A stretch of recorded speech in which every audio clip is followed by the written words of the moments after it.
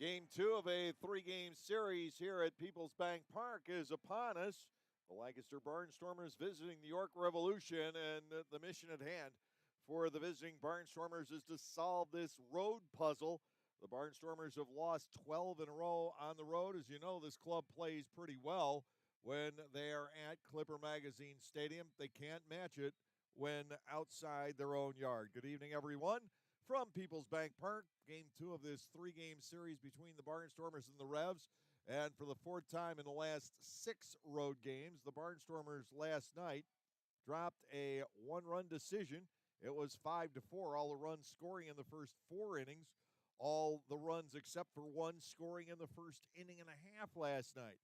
Both Brent Teller of the Barnstormers and Alex Sanabia of the Revs got bounced around in the first inning. The Revs came out of that leading 4-3.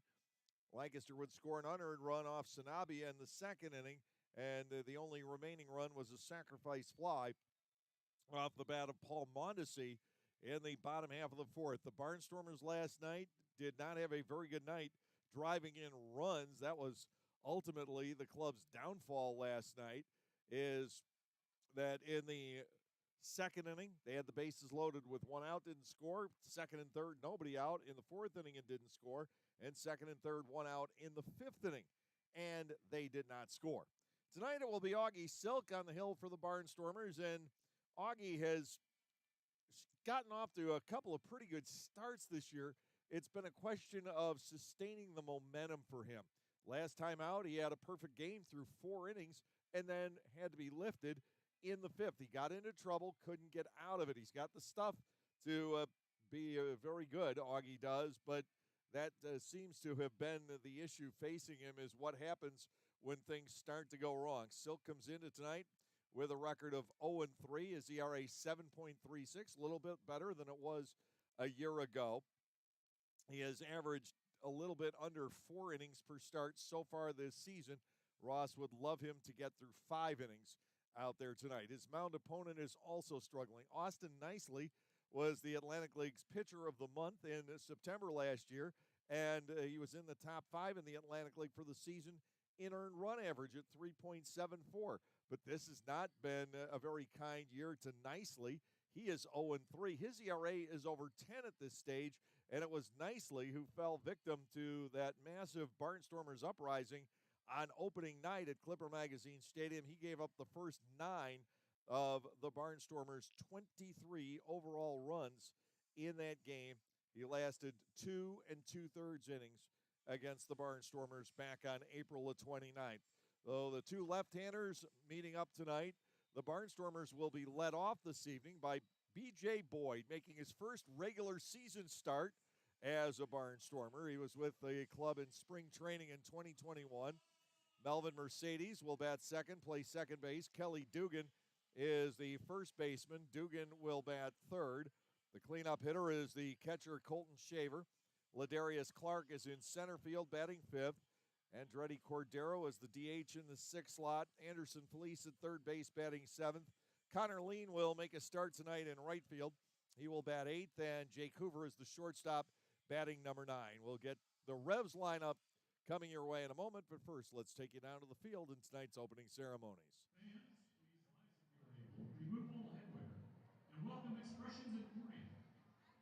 Select performers from Spring Grove High School and Intermediate School choral ensembles for the performance of our national anthem, presented by Americhoice Federal Credit Union.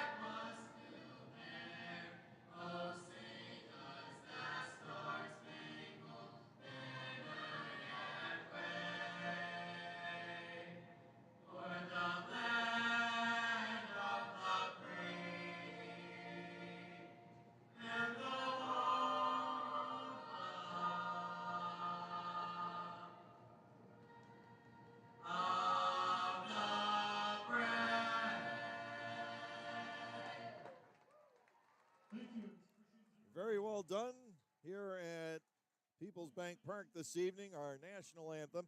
Now the starting lineup for the York Revolution. Troy Stokes Jr. will lead off. He will be in right field. The shortstop batting number 2 is Elmer Reyes. Melky Mesa batting third in left.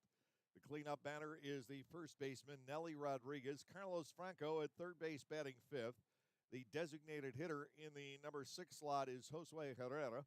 It will be J.C. Encarnacion batting seventh. He'll be in center field. Edwin Figueroa, the second baseman, will bat eighth. And Lenin Rodriguez will be batting ninth. He will do the catching for Mark Mason's club here tonight. Austin Nicely on the hill from the Grottos, Virginia, down along Interstate 81. He is 6'2", 200-pounder, former farmhand of the Houston Astros. Last season, 9-9 for Nicely, but a very strong 3.74 earned run average when you consider how high scoring the Atlantic League was last season. So it is Nicely leading off, or on the hill tonight, I should say, for the York Revolution. He first came to York for one start in 2019 at the tail end of the year, gave up 8 hits and 4 runs in 4 innings. That was at Clipper Magazine Stadium on September the 13th of 2019. He's completed his warm-up throws, and B.J. Boyd gets ready to lead off for the Barnstormers. Boyd is coming in cold. He hadn't been playing this season. He was supposed to go to Mexico. I haven't had a chance to ask him exactly what happened as far as being able to play in Mexico was concerned, but he is back as a Barnstormer. Remember, he was with the Stormers in spring training 2021, looked outstanding. And just before the club got on the bus to head to Gastonia to open the season, his contract was purchased by the Minnesota Twins. Nicely's first offering is high and inside, ball 1. And in the Minnesota system last year, BJ hit .291 with 16 home runs and 73 driven in. Nicely is inside, and he is now trailing Boyd 2 balls and no strikes. Doug McFarling has the plate tonight. Scott Hart is at first base, and Ian Pittenger calling the shots over at third. 2-0, chopper in the infield. Charging the play is Kenley, and he can't dig it up. Boyd is across at first base. That will be an infield single. Tough play. And the Barnstormers are in business here in the top half of the first inning. Just a topper on the 2-0 pitch, but bounced over the mound, and Figueroa trying to make that play. I said Kenley. I'm used to him being at second. It was Figueroa charging in and bobbling the ball, but it was going to be tough for him to complete that throw anyway. Boyd is not slow. He was 11 for 11, stealing bases last year in the Minnesota system, selecting his spots. Now the batter is Melvin Mercedes, .253 hitter with a home run and 7 knocked in so far this year. Nicely to the plate, and Melvin will take a strike at the knees. It is 0-1. Kelly Dugan, the first baseman, a left-handed batter waiting on deck. Mercedes has an on-base percentage of .478 over his last 15 games. He had a couple of walks here last night. The pitch to him inside and low. He has to dance out of the way, and we are even at 1 ball and 1 strike. Walks in each of the first 2 innings last night. He scored 2 runs. He was also hit by a pitch, and he doubled to right field. Was retired just once. A ball and a strike on Mercedes. Nicely is high and outside. It is ball 2 and a strike. It is Carlos Franco over at third. The shortstop, Elmer Reyes. Edwin Figueroa at second. Nelly Rodriguez at first. Melky Mesa, J.C. Encarnacion, and Troy Stokes Jr., the outfield from left to right. Lenin Rodriguez is doing the catching for York here this evening. 2-1 on Mercedes. Melvin tees off on this and lines it into the left field corner. Up with it is Mesa, sprinting toward third is Boyd. The toss coming into second, and they've got Melvin coming in. So a single for Mercedes, but the out is recorded 7-4. Mesa playing the ball off the base of the 37-foot-high wall and firing a strike into the second baseman, Figueroa. Mercedes was out by a fair amount coming in. And the Barnstormers are left with the runner Boyd at third base. 1 out, and the batter is Kelly Dugan. Back-to-back singles to start the night off nicely. Who gave up 8 hits in 2 2/3 innings his last start against the Barnstormers. Boyd up the line from third to Dugan, right straight through for a called strike 0-1. And the Barnstormers, as I've discussed, do not hit left-handed pitching very well, just 211 as a team against the Southpaws coming into tonight. But they have gotten it nicely. Here's the 0-1 pitch, breaking ball. That is chopped foul. Dugan still looking for a hit in this series. He last night went 0 for 4. That was a strikeout, 3 pop-ups, along with a base on balls. Colton Shaver, the catcher, is on deck. The Barnstormers with Boyd at third, 1 out in the inning. And a Dugan 0-2, almost hits him. That really ran in on the left-handed batting first baseman. His streak of home runs against York ended last night. He had connected in 5 straight games against the Revs, but all 5 at Clipper Magazine Stadium. Here is the 1-2. In on the hands and a soft foul ball, 1 hop to manager Ross Peoples, who will shovel that into his own dugout. The count continues at a ball and 2 strikes on Dugan. Nicely on the year. Coming into tonight, it allowed 30 hits in 18 2/3 innings. 2 more against them in this first. Dugan awaits the 1-2 nicely to the plate. The breaking ball is dribbled up the line at first, and that will go foul, sending Boyd back to third base. He was ready to charge home and score, and if that ball had stayed fair, Nelly Rodriguez would not have been able to prevent the run. Sun is in and out for a little while here. We had gray skies that were almost threatening, but the radar didn't show anything, and now the sun has popped back through. The rain is supposed to hold off until after 10 o'clock here in the York area and until about 11 in Lancaster. To Dugan, 1-2, and that is grounded to second base. It'll get a run home. Surrounding it, Figuera. He will fire to first. Dugan's retired 4-3, but he picks up his 21st run batted in of the year as Boyd shoots home from third. The Barnstormers on the board. Colton Shaver will bat with 2 outs and nobody on base. For the longest time, in fact, the first road trip, the Barnstormers not only did not score in the first inning, they didn't have a base runner in the first inning. But last night here, they struck for 3 in the top of the first. They get another man on across the plate in the first inning tonight. Now an off-speed pitch across for a strike to Shaver. Colton had a 2-run long single last night out to deep right field in the first inning. Next pitch from Nicely sinks low. Ball 1, strike 1. That would have been a double play in all likelihood on the ground ball to Dugan. So the result of Mercedes getting thrown out is mitigated. Grounder off the glove of the third baseman, Franco. He tried to pick that to the backhanded side. It will be an error. Charge to the third baseman. Shaver is on, and it brings on Ladarius Clark, the Barnstormers center fielder, leading the club in batting right now at .333. He has 4 homers, 12 runs batted in. Last night, a couple of base hits for Clark to extend his hitting streak to 10. He grounded a single into left in the first inning and then doubled on a wind-blown fly ball that got pushed away from the center fielder, Jeffrey Perez. Nicely comes to the set. The pitch to Clark. Gets the outside corner. Strike taken. It's 0-1. 2 hits and a run for the Barnstormers here in the top of the first. They have it reset with Shaver aboard on the error. Clark trailing in the count. No balls, 1 strike. Nicely will come to the plate. Ladarius with a swing and a miss. It is 0-2. Clark on the 10-game hitting streak, the longest by a Barnstormer this season, the longest by 3. Shaver had a 7-game hitting streak earlier. 0-2. The count to Clark, nicely to the plate, and the fastball is up top. It is ball 1, 2 strikes. Game 3 of this series is a matinee tomorrow. The Barnstormers will be sending Niall Ball to the hill against Mirandi Gonzalez at 11 o'clock.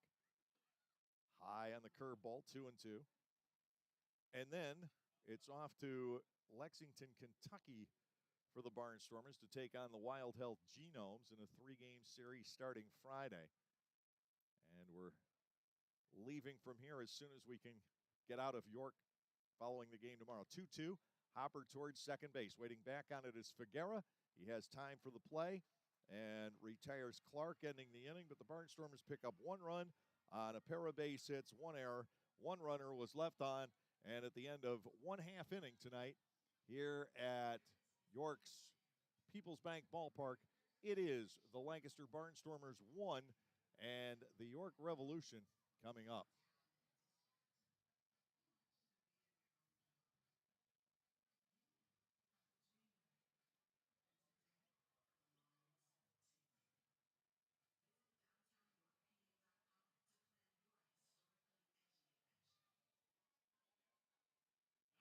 Lancaster County Motors Subaru once again presents the Subaru Outdoor Experience. Located along the first base line, this space welcomes fans to a different experience while attending games.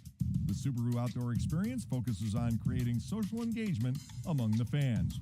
Fans will identify with the Subaru Outdoor Experience, which includes games like life-size Jenga, shuffleboard, ping pong, giant checkers, and bocce ball, along with an art wall of kayak, bike, and recycling arts parts and information, a dog-kissing booth, a barbershop corner, and opportunities to engage with the local business that made this unique space possible. Come enjoy the games while watching the game. Rock with the 5-time Tony Award-nominated musical Rock of Ages at Dutch Apple Dinner Theater, April 22nd through May 14th. When a development company plans to turn the Sunset Strip into another strip mall, it's up to a group of wannabe rockers to save the day and the music. With music from Styx, Bon Jovi, Poison, and more, Rock of Ages features all your favorite 80s rock anthems and power ballads. How can you resist? Call 717-898-1900 or visit DutchApple.com to reserve your tickets today. Well, Rock of Ages is done. They've got the Great Balls of Fire Jerry Lee Lewis tribute coming for starting on June the 3rd at Dutch Apple Dinner Theater. For the Barnstormers, Augie Silk warming up tonight, 6'4", 210-pound, 23-year-old from Pacific Palisades in the greater Los Angeles area. Silk in his second season with the Barnstormers went 5-7 a year ago, 0-1 against York. 14 2/3 innings this year over 4 starts. He's allowed 15 hits, 12 earned runs. Augie has walked 8, and he has struck out 7. Last time out, he retired 12 in a row. Everything looking rosy until the 5th inning rolled around, and he ended up allowing 4 runs. And what had been a 5-0 Barnstormer lead was 5-4 by the time that inning ended. And he could only get the first out in that 5th inning. Troy Stokes Jr. to face him, a 301 hitter with 3 homers. And the first pitch from Silk is across. It is 0-1. One thing positive that Augie has going for him this year, 8 walks in 14 2/3 innings. That's actually cut down from where he was a year ago when he put over 100 men on. Ball is inside and low. And the count to Silk is 1 ball, 1 strike. Anderson Felice has moved into the infield with the arrival of Boyd. Felice playing third. 1-1 on Stokes. Popped up foul coming back and out of play. It's 1-2. That was something that I had anticipated. Should the Barnstormers have picked up another outfielder, whether Deaza, which was the original plan, or Boyd, which is certainly a very good plan B. 1-2 offering. Stokes knocks that foul. The shortstop is Jake Hoover. Melvin Mercedes is at second. Kelly Dugan at first. Colton Shaver does the catching tonight. And the outfield has Boyd in left with Clark in center and Connor Lean making the start out in right. Here is the 1-2 again. Ground ball pulled foul over toward the third base dugout. The ball ricochets back onto the field. Felice will toss that out of play, shoveling it out of his mitt perfectly to Eno Polanco. And Polanco finds a youngster in the crowd to toss it to. 1 ball, 2 strikes. Silk to Stokes, strike 3 at the knees. He got him looking on a fastball, and there's 1 away. Stokes also struck out looking leading off last night against Brent Teller. Elmer Reyes followed with a home run to the downtown playground. Reyes is having a very fine year. He's batting .338. He has homered twice, and he has driven in 10.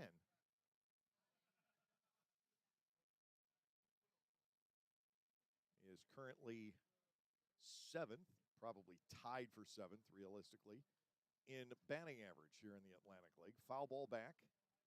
It is 0-1.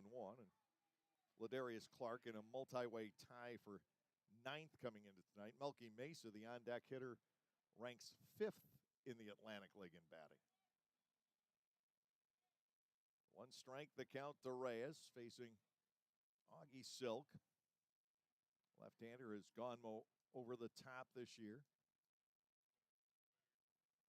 His fastball has been 91 to 94, a good portion of the time. 1-0 Barnstormers here in the lower half of the first inning on an RBI ground out by Dugan. The pitch upstairs. And to Reyes, it's 1-1 with Mesa waiting on deck. Temperature is right around 70 degrees here. And as I said, for the moment, the sun is peeking out. High pop-up right side. Fading back is Mercedes. Melvin on the outfield lawn is there. 2 outs, and Mesa will step in. The wind is blowing to left tonight. Last night, it was a brisk wind from left across to right. Tonight, pretty much the opposite, and nowhere near the ferocity of the breeze that we saw here last night. Melky Mesa stands in, .343 hitter with 3 homers and 21 runs batted in. Now we're supposed to have this heat bubble float this way. It's supposed to be pretty doggone hot over the weekend in this area. Strike at the knees on Mesa. It's 0-1. We won't have it to that extent in Lexington, but it's been fairly warm there throughout this week. And then by the time we get to Sunday, Lexington is supposed to be chilly. It's supposed to have a high in the 60s there. How do I pack? Let me think. 1-0 Lancaster over York. And the Mesa, he won't chase. Ball 1 is outside. It's 1-2. Nelly Rodriguez, the first baseman, scheduled to bat next. Singles by Boyd and Mercedes, and the RBI ground out for Dugan, producing the Lancaster run. 1-2. That ball is scorched toward the gap left center field. Over quickly is Boyd. He will reel it in. And a perfect first inning for Augie Silk. Nothing going on for the York Revolution at the end of 1. Lancaster 1 and York nothing. Celebrate the history of our national pastime at the National Baseball Hall of Fame and Museum in Cooperstown. See priceless treasures that will bring your baseball memories to life. Connect with events that have shaped and changed the game and our country. Our stories to tell, your memories to share. Plan your family visit today at baseballhall.org. See you in Cooperstown, where the journey becomes legend. They say to truly understand someone, you must walk a mile in their shoes. Well, at Lexus, we designed the ES with you in mind every step of the way. From class-leading legroom in the back to positioning the touchscreen 4 inches closer to you in the front. Everything in the Lexus ES, a direct reflection of you. See Bobby Rahal Lexus in Mechanicsburg or Lancaster County. 2022 ES versus 2021-2022 competitors. Information from manufacturers' websites as of 5/3/2021. For the youth of our area, the Barnstormers are offering a wide variety of camps throughout the summer to teach everyone some tips on baseball and softball. Camps are offered to kids as young as 4 and as old as 12. Some even involve the parents. They run from June 11th all the way through September 17. For more information, go to LancasterBarnstormers.com and click on the Youth Baseball tab. All presented by Orthopedic Associates of Lancaster and Play It Again Sports. Lancaster will step in the second with Andretti Cordero, Anderson Felice, and Connor Lean, 6, 7, and 8 in the lineup. Following opening base hits by B.J. Boyd. His was an infield single, and then Melvin Mercedes blistering a ball into the left field corner and getting thrown out at second. First offering to Cordero, bloop down the right field line. Chasing it over is Stokes, and just inside fair territory, he makes the catch. Cordero is a mystifying 1 for 21 against left-handed pitching. One man down, Anderson Felice will come in. Felice doesn't have a lot of hits against lefties, but he did have that very healthy-looking 3-run homer on the last homestand. He's just 3 for 21 against the Southpaws.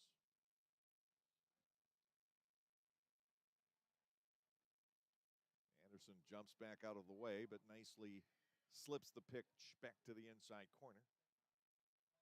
It is 0-1.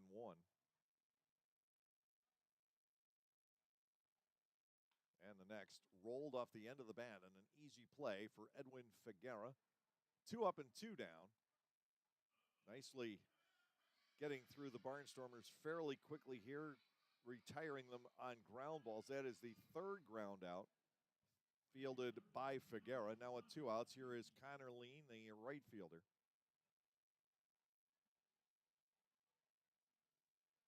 Ladarius Clark is the only Barnstormer batting over 300 against lefties. He is 7 for 22 at the moment.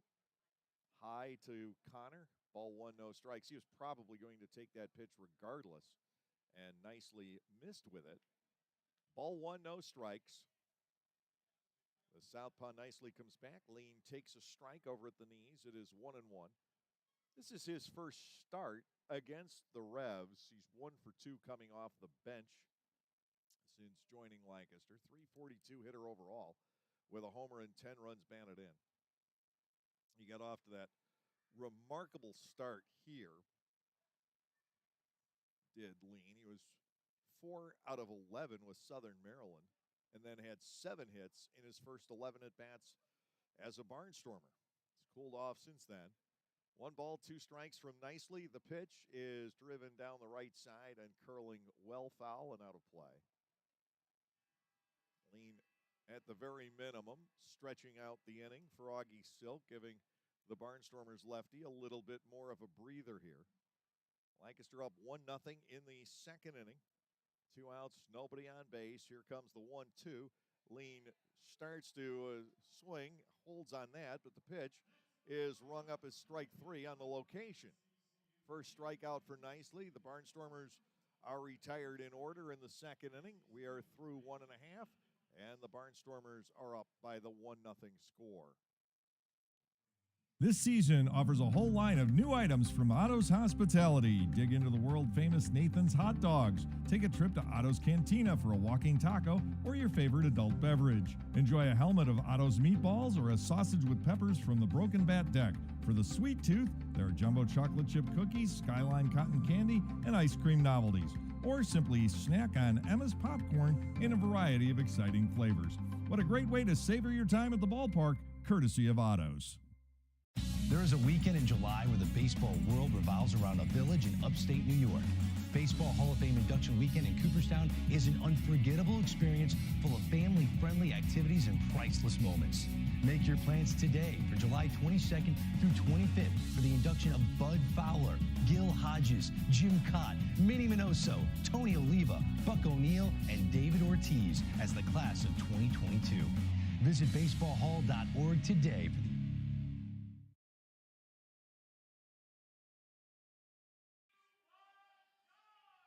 1-0 Lancaster through the 1st inning and a half. We do have one final recorded in Atlantic League play today. They got underway early in Lexington in front of a huge crowd, the biggest crowd in the Atlantic League so far this year, 68-28 at Wild Health Park, and it was the host Genomes shutting out the Charleston Dirty Birds 2-0. Everything else underway here this evening. Southern Maryland and Gastonia, will keep an eye on that game. Southern Maryland victorious again last night. They're 19-3, but tonight they're facing Marcus Walden, the one-time Barnstormer, now a starter. And Walden is leading the league in WHIP and among the league leaders in ERA. So they could have their hands full. Here is Nelly Rodriguez, 227 with a homer and 9 driven in. Silk's pitch. Danced, I think, slightly low. And it's ball one, no strikes. 325 down the right field line here, 400 to center, 300 to left. Silk back and finds the range there. Got it up enough to satisfy Doug McFarling. It is ball one and a strike. Scott Hart replacing Bill Reuter on this crew. And I've heard all kinds of stories as to why. Ball two is inside and low. It is 2-1. But I haven't gotten anything definitive. 2 balls, 1 strike. Silk is low again, and he falls behind Rodriguez at 3-1 in this extended series between these two ball clubs. Rodriguez has drawn 8 walks already. He could be on the verge of a ninth. 3-1. Silk is in the zone, and the count fills at 3-2. Now, Rodriguez not picking up a slew of base hits, but he is getting on, even though as the cleanup man, that's not necessarily his job. 3 balls, 2 strikes. Silk will deal, and this ball is taken to center. Coming on is Clark. He's got to play it on a bounce. Ladarius was awfully deep against Rodriguez and unable to race in to make the catch there. Carlos Franco, the third baseman, will step in. Franco at .222. 7 home runs, though, and 25 runs driven in. Elsewhere in the Atlantic League, we mentioned Southern Maryland and Gastonia scoreless in the bottom of the second. Staten Island has 3 on the board in the first inning at Long Island, and Lexington has 4 on the board in the first inning at High Point. 1-0 Barnstormers here. Augie Silk works to Carlos Franco, and he lights up the outside corner for a strike. It is 0-1. Lancaster scored on the first 3 batters of the game. Nothing else has been generated. Nicely has gotten the better of the last 6 hitters. Swing and a miss. Franco trailing Silk at 0-2. Another left-handed batter on deck, and Josue Herrera. Mark Mason has not been worried about putting the left-handers back-to-back against the Barnstormers without a lefty in the Lancaster bullpen. 0-2. Silk deals, and that is spoiled by the big third baseman. No balls, 2 strikes, the continuing count. Franco, another one of those great pickups that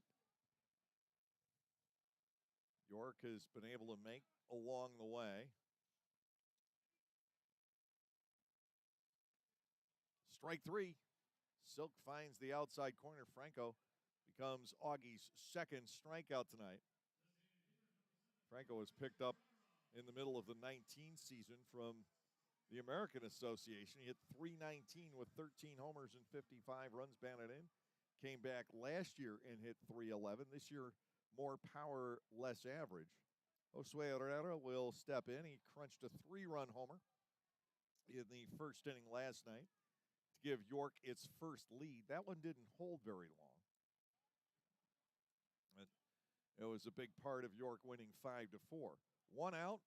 Rodriguez, the runner at first. You don't have to be terribly concerned about him. And Silk twirls a breaking ball in for a called strike on Herrera. It is 0-1. 255 hitter with that home run is Herrera. He's driven in 8. Rodriguez bounces off first base. Silk to the dish, and he finds the range with another curveball. It's 0-2. Barnstormers leading 1-0 here in the bottom half of the second inning. 11 o'clock tomorrow morning, and then it's off to Kentucky. No balls, 2 strikes. Swing and a miss as Silk came up and in. Herrera was not expecting that. He ended up taking a cut at that while falling backwards. Now J.C. Encarnacion will step in, only hitting .214 overall. He's 6 for 16 with a homer against the Barnstormers, 5 extra base hits total, and 0 for 12 against the rest of the league.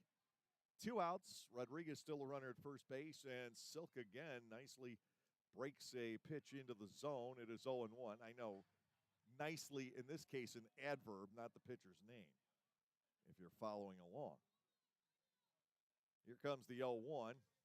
That hung up outside. Ball one, strike one. Sounds like an Abbott and Costello routine.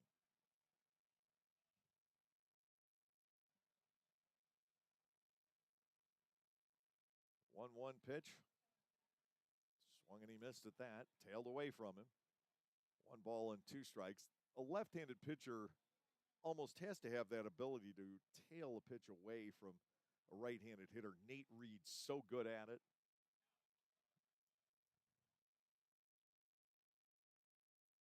Ground ball towards shortstop. Hoover, this should be simple. He feeds Mercedes, and that will close out the Revs in the second.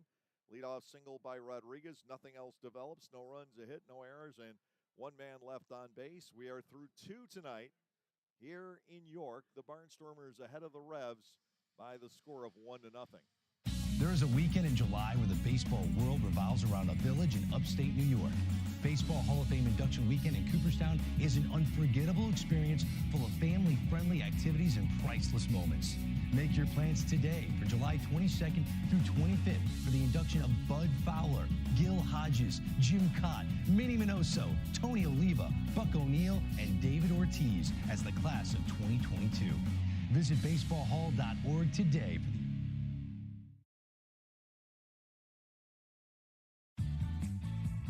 Hey kids, join the coolest club in town, the Storm Force. The Storm Force is presented by the Lancaster Barnstormers and Commonwealth Charter Academy. For only $25, kids under 12 get an entire summer of Barnstormers fun with 12 game tickets, a t-shirt and bag, the chance to go first when kids run the bases, exclusive activities, and coupons from Dutch Wonderland, Chocolate World, and more. Don't miss out on all the fun. Go to LancasterBarnstormers.com and sign up.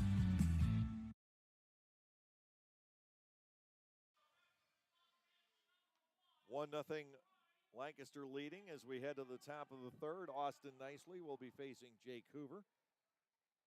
Then B.J. Boyd and Melvin Mercedes. It's turned into a very lovely evening here in York. Again, the rains are expected by about 10:30 here and overnight. And it will clear out, according to the forecasters, by game time tomorrow. And we'll be able to get in the Nile Ball versus Mirandi Gonzalez matchup tomorrow. Here is Jake Hoover, 211 hitter with 6 runs batted in overall, and so much fun to watch at shortstop. Jake came to visit me in my world after the club got done with BP today. Lined into the right field corner. That is going to kick away from Stokes. Extra bases. Bolting for second is Hoover. He's going to keep digging. He's on his way to third, and Jake Hoover has a leadoff triple. Slapped down the right field line into the corner, and then it bounced away from Stokes and deep into the York bullpen.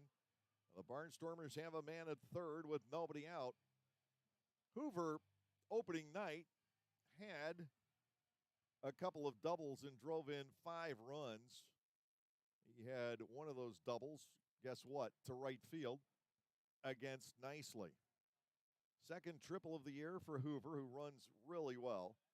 He's at third base. The batter is Boyd, who reached on an infield base hit and scored the other Barnstormers run, the only one to this point.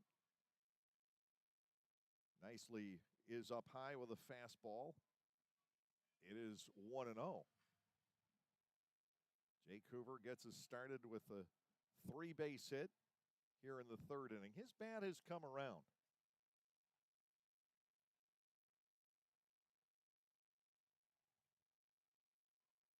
Boyd starts to turn on that, and he got hit. So B.J. Boyd will go to first base. Runners are at the corners with nobody out. Boyd tried to peel out of the way after starting the swing, and ball got him on the hand or wrist, but somewhere in that general neighborhood. Now here is Mercedes, who lined a base hit to left his first time up.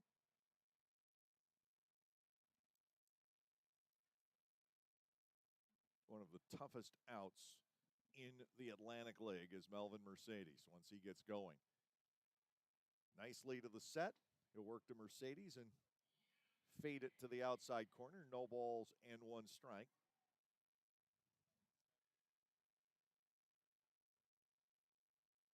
Melvin isn't quite into the top 10 for the season in on-base percentage. That is fouled past Troy Steffi.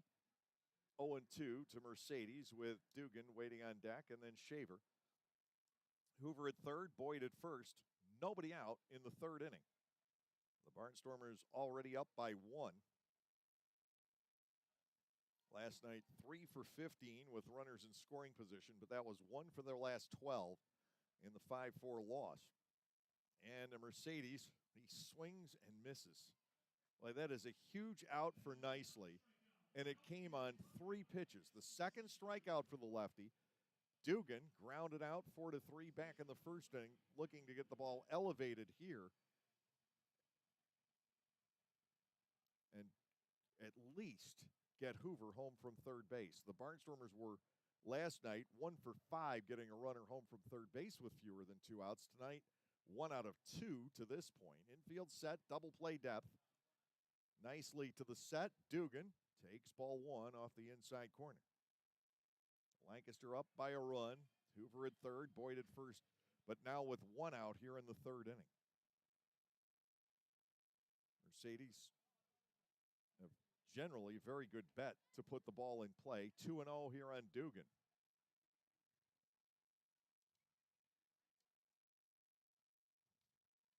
That only the 10th strikeout of the year for Mercedes in over 100 plate appearances. 2 balls, no strikes to Dugan. Here's the set by Nicely, the pitch, and Kelly gets ball 3. Does he have the green light? I don't know. Against a right-hander, I would imagine it would be a certainty.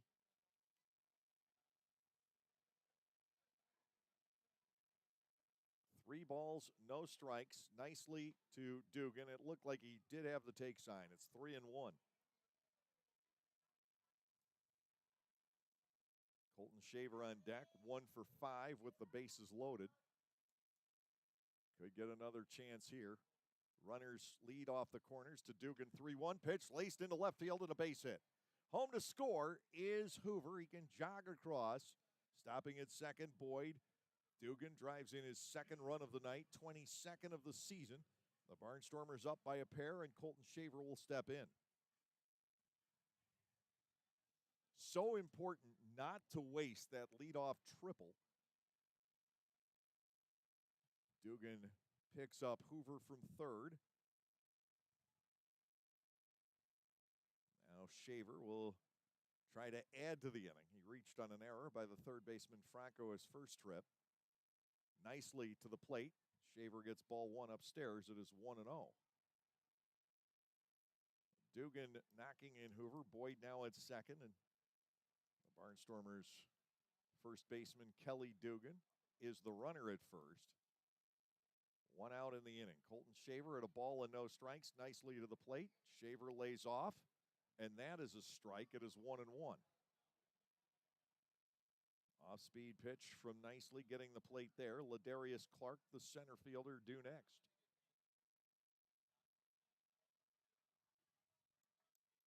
Lancaster up by a pair, looking to extend.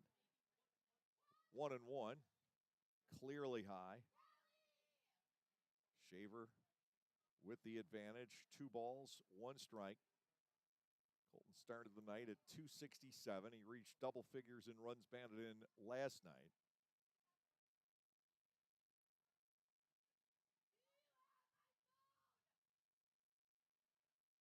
Two balls, 1 strike. Shaver swings through that, and it's 2-2.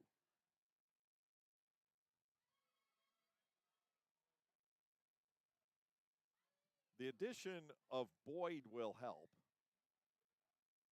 I've said it for a while now. The Barnstormers needed a left-handed batting outfielder. They have it. 2-2, stays high, full count. you're not likely to see the runners take off here, but it's possible. I'd say it's under 50-50. 3-2 to Shaver. He does strike out a fair amount, and you don't have blazing speed on the bases. Here comes the payoff. The runners do hold, and Shaver will pop this up instead. Fading back is Figuera. He'll concede this to Stokes, who makes the catch. Second out is logged, and it's up now to Clark. If the Barnstormers are to do any more here in the third inning, Ladarius chopped out to the second baseman Figuera for the final out back in the first. Clark has done a lot against York this year. He has 14 hits in the season series. We're in game 8. He has 3 homers. 2 of those were solo shots the other night in a loss. Dugan also had a solo home run in that game Saturday. And those were the only Barnstormers highlights that entire game. They got swamped 11-3. So to Ladarius, the pitch is inside. It is ball 1. The Mississippi native, Ladarius Clark, former Texas Rangers farmhand, facing the native of Virginia, Austin Nicely. 1 ball, no strikes to Clark. The set, and Ladarius pulls this towards shortstop. That comes up a bit, and Reyes able to field and make the play, getting the force out at second. That was really a nifty pickup for Elmer Reyes. Not only did he have to go in the hole for that, but that ball took an unnaturally high bounce, and he stuck with it. Now, the Barnstormers do pick up 1. They get 2 hits in the inning with no errors, and 2 men are stranded. Kelly Dugan has knocked in both Lancaster runs tonight, and now through 2.5, the Barnstormers are up by the score of 2-0.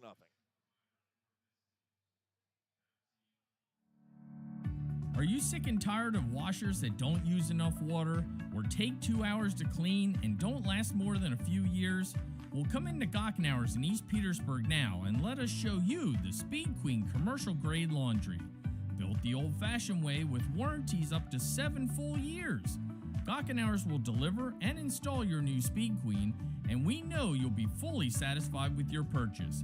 Gockenauer's in East Petersburg, your hometown dealer for 73 years.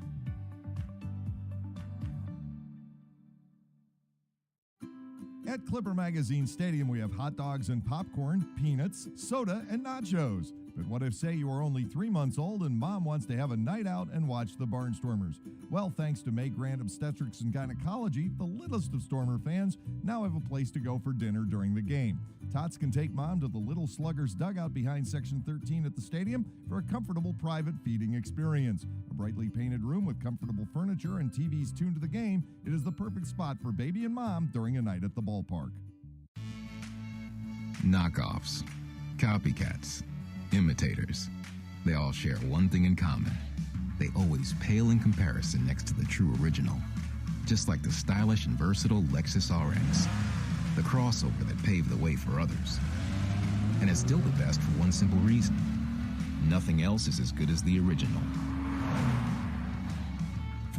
See Bobby Rahal Lexus in Mechanicsburg or Lancaster County. Lancaster leads by a pair. We go to the bottom of the third inning, and Edwin Figuera, the second baseman, to lead off, batting from the right side of the plate. Figuera hasn't seen much action. He is 1 for 17 with an RBI so far this year. Augie Silk to the plate, and he delivers to the outer portion. It is 0-1. Silk with 3 strikeouts. He's allowed 1 base hit. And Figuera swing and a miss. It's 0-2. So again, a very good first couple of innings for Silk, and that has been the way things have gone the last 2 or 3 starts for him. He's gotten off to these great beginnings. Tonight, can he continue it? I think last time it may have gotten to his head that he had the perfect game going for 4 innings, gave up a leadoff single in the 5th, and things deteriorated from there. So the fact that he's already allowed a base hit tonight might help. Ball is inside and low on Figuera, 1-2. Lenine Rodriguez, the catcher, waits on deck. Silk comes back, and a check swing as the pitch, the fastball is outside. 2 balls and 2 strikes. And overall, Augie has retired 6 out of 7.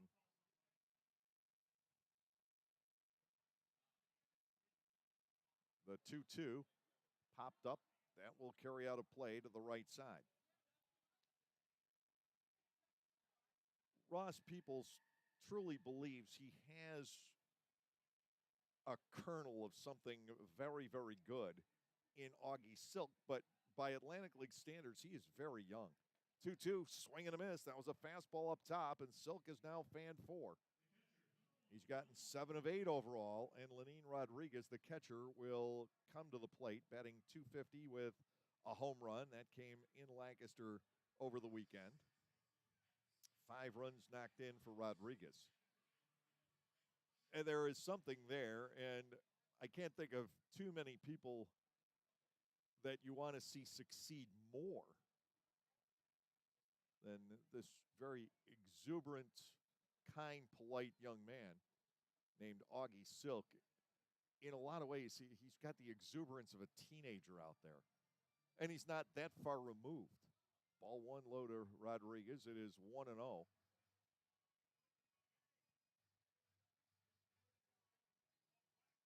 The infield plays Rodriguez to pull. The outfield counters that. A lot of room toward left center.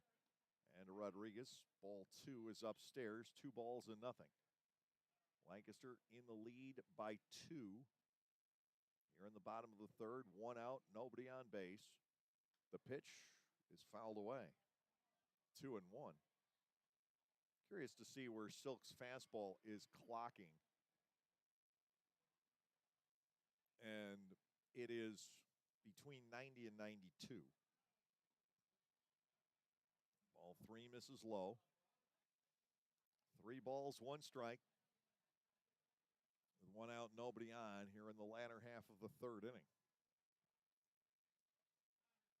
Augie into his wind. He is high and wide. Rodriguez, the number 9 hitter, draws the first walk allowed by the lefty. Back around to the top of the order, and Troy Stokes Jr., the right fielder. Stokes struck out looking back in the first inning. 2 of the 4 strikeouts have been looking. 2 have been swinging. On the Barnstormers side against Nicely, it's 1 of each. Here is Stokes, who hit 2 home runs early in the ball game on Sunday. Pickoff throw to first. And Rodriguez lunging back in safely. The throw did not get all the way there on the fly.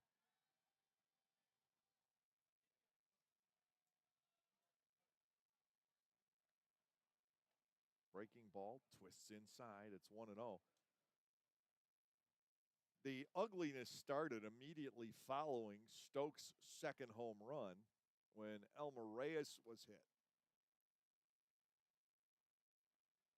To Stokes, bouncer to third. Up for it goes Felice. They'll get the out at second. Mercedes relays back to first in time for the double play. 5-4-3 and a very quick exit here in the third for Augie Silk. No runs, no hits, no errors, none left. At the end of 3 tonight at Peoples Bank Park, the Barnstormers 2 and the York Revolution nothing. Localflavor.com, local flavor. Localflavor.com, local flavor. Excuse me, are you saying localflavor.com? Oh, yeah, it's where I save big bucks on all kinds of things. Home improvement projects, dining out, family fun, electronics, jewelry, clothing. I even bought my wife a fancy spa package for half price. Half price? Yep, you know all the deals you find in Clipper Magazine. I love Clipper Magazine. Well, they're all on localflavor.com too. And you can get them right on your phone thanks to localflavor.com's mobile app. Here, take a look. Well, this app is amazing. Look at all these restaurants, amusement parks, car washes, fitness centers. This is worth sharing about. Exactly. Localflavor.com online, the Local Flavor mobile app, and Clipper Magazine together. It's like a triple play. Do the cheer again. I'm in. Localflavor.com, local flavor. Come on, everybody! Localflavor.com, local flavor. Localflavor.com, local flavor.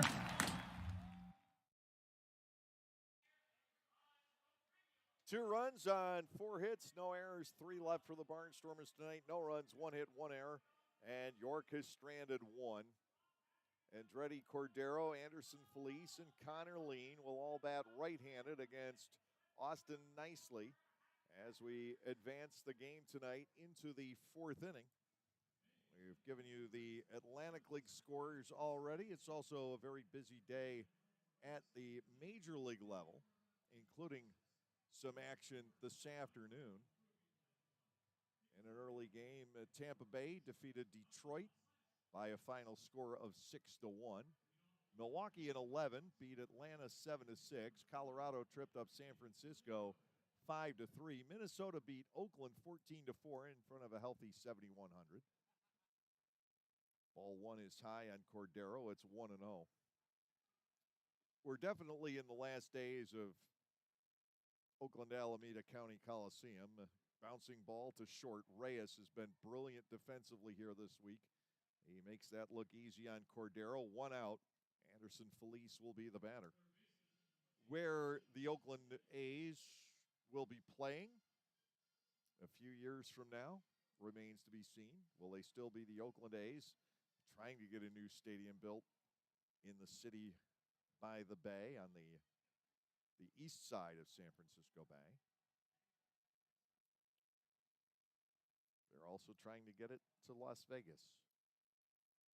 Felice stares at a strike after scoring to bunt. It's 0-1. And as I talked about last week, a much longer shot is Nashville. High pop fly out to right center. This will be corralled by Encarnacion gliding over. 2 outs, and the inning is left up to Lean. This is the second straight time Nicely has just flown through this part of the batting order. Cordero and Felice between them have just 4 hits off of left-handed pitching. Not making solid contact. Lean struck out looking at a breaking ball back in the second. Here's the pitch to Connor. He offers to bunt at it. He's down a strike. It is 0-1. Another final at Dodgers over Arizona today behind Walker Buehler, 5-3. They played in front of 35,000 in L.A. 1 strike pitch, low and inside. 1 ball, 1 strike here. 2-0 Barnstormers in the fourth in this game. Boston over Houston tonight, 3-1, bottom of the fourth inning. Washington leads Miami 3-1, just through an inning and a half. Swing and a miss. Lean after an off-speed pitch away, and it's 1-2. Phillies are up 1-0 in the second. Yankees scored 3 in the top half of the first at Camden Yards. 1 ball, 2 strikes to Connor Lean, and a big swing and a miss there. So, second time, just like the second inning, this part of the order is easy for Nicely. The Barnstormers go down 1-2-3 at the end of 3.5. Lancaster is up by the score of 2-0.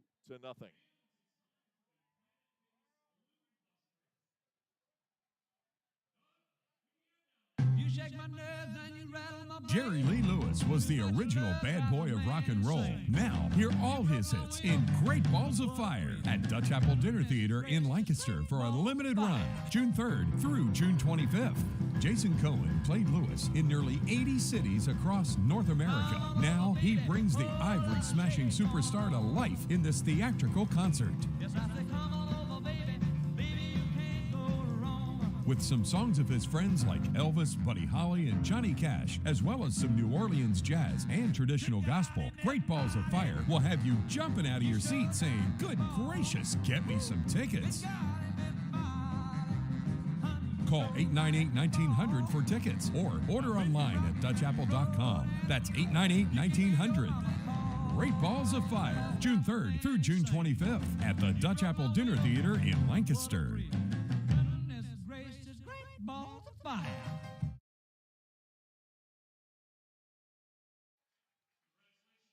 Into the bottom half of the fourth inning.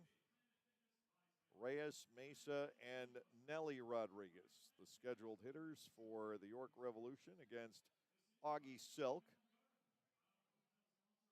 Once again, the story that we're following tonight is with Silk. Last time out, he retired the first 12, faded in the 5th inning. The start before that was at Southern Maryland, and he threw a lot of pitches that night, getting the Barnstormers through 4 innings. He allowed only 1 hit, but 4 walks, 3 unearned runs.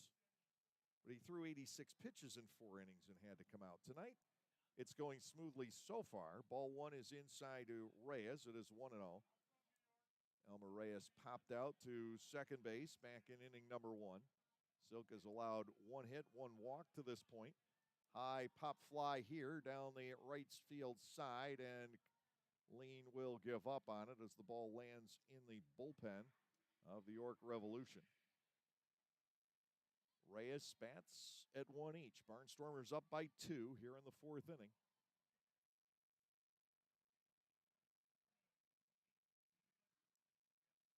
Light breeze blowing out toward the 37-foot wall in left. Here's a 1-1. Reyes goes to right field with this.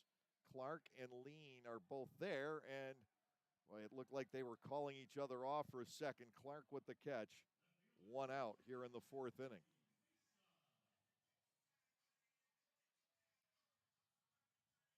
Boyd getting the start in left field tonight, and you can anticipate him being in the outfield for the Barnstormers just about every day as long as he's here. And Clark will be out there. Ross will experiment, I think, with some combinations. To Mesa, chopper toward third. Felice will charge and make the play, firing a strike to Dugan. 2 up and 2 down here in the 4th inning.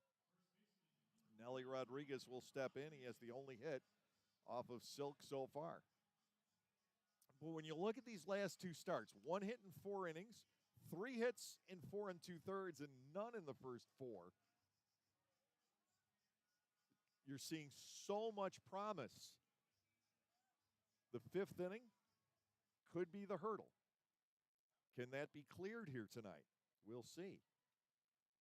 Rodriguez with the line single into center, back in the 2nd. Awaiting the pitch from Silk. It's low and gets past Shaver, not very far. Ball 1 and no strikes. Ladarius Clark still the only player in a Barnstormers game this year that has bolted for first base on a dropped pitch before the 3rd strike.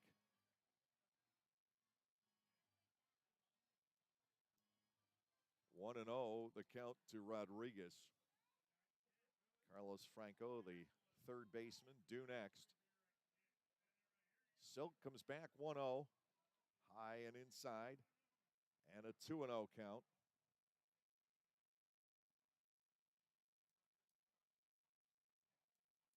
Rodriguez being given a ton of space in left center here. He'll look at a strike on the outer edge as the count runs to 2-1 here in the bottom of the 4th inning.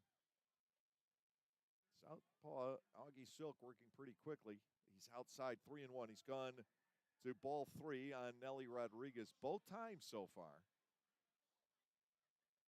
Got it to strike 2 before allowing the single back in the 2nd. Here's the 3-1.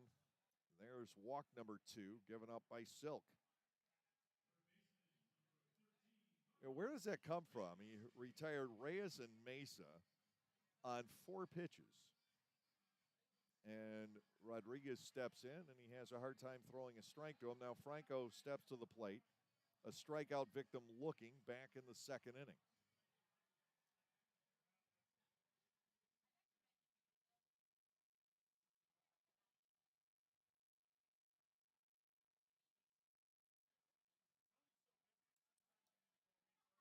Rodriguez, again, not a steal threat.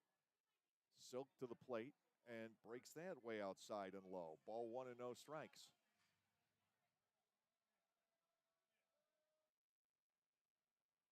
Hoover, Boyd, and Mercedes will step in against Austin nicely in the 5th. Franco with a ground ball base hit through the left side. And now 2 men are on in front of Josue Herrera. Herrera with a swinging 3rd strike back in the 2nd inning. And a very ugly looking swing at that. hacking swing at a fastball up and in. Rodriguez at second, Franco at first, 2 outs in the lower half of the fourth inning. The first real threat put together by the Revs in the ball game tonight, and it has come all with 2 outs in this fourth. A walk in the single coming back to back. Herrera struck out back in the second. Silk to the plate, and he breaks that well low and outside. J.C. Encarnacion, the center fielder, is due next. Well, this, I think, is a key moment in this ball game. Silk gets this out. He can get a fresh start in the fifth inning. The 1-0 right there. Strike taken. It's 1-1.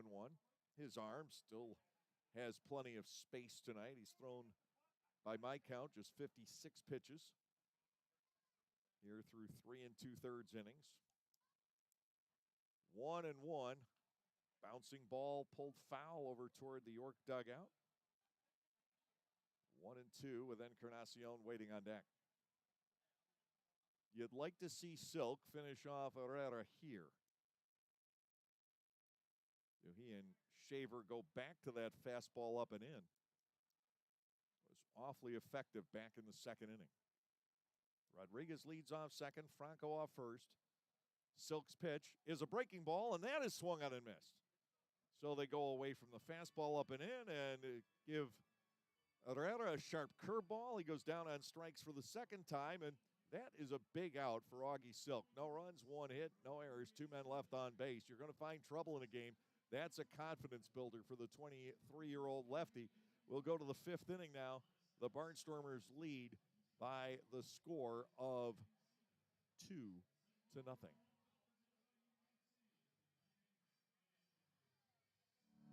Hi everyone, Adam Gochenauer from Gochenauer Appliances, and I'm excited to tell you about a new addition to the Gochenauer's family this summer season. We are now selling Titus gas grills. Titus gas grills gives you a high quality, all stainless steel grill at an affordable price, and the best thing is you can assemble it yourself in just 5 minutes. That's right, 5 minutes. Stop by to see this great grill now and mention this ad to receive a free gas grill cover with your Titus grill purchase. Gochenauer's in East Petersburg.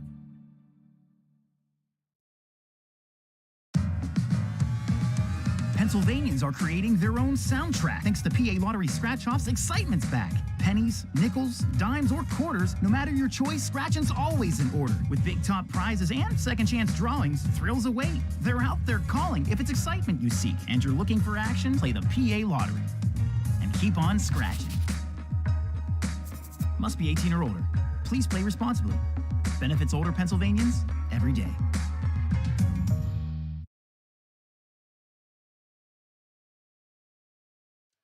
Here's Jake Hoover leading off the fifth. He started the third with a triple into the right field corner and scored Lancaster's second run of the night. Over 2 guys who had been struggling, Silk and Nicely both coming in at 0-3. We have what's largely been a pitcher's duel so far. 2-0 Lancaster into the fifth. Hoover awaiting the delivery, and that ball is swung on and hit high to left center field, playable. And it will be caught eventually by Mesa, cutting in behind Encarnacion. Both could have caught it. There's 1 out, and B.J. Boyd will be the hitter. Hoover certainly has been aggressive against Nicely. The first pitch he's put into play both times, just hit that off the end of the bat. And it did not carry very well. Boyd has reached both times. He's had an infield single. He's been hit by a pitch. 1 run scored for BJ here tonight. Fouled at the plate for a strike. It is 0-1. Nicely pitching far better than he did opening night at Clipper Magazine Stadium. 4 hits and 2 runs allowed. He has not given up a walk. Outside to BJ.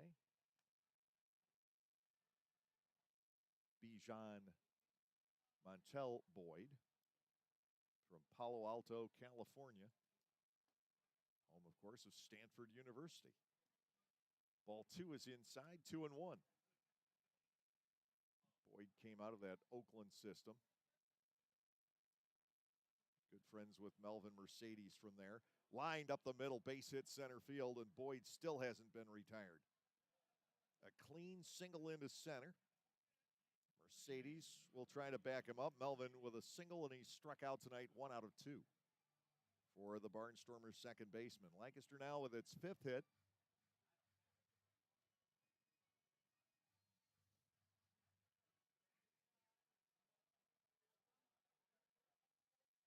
Club trying to end a 12-game road losing streak.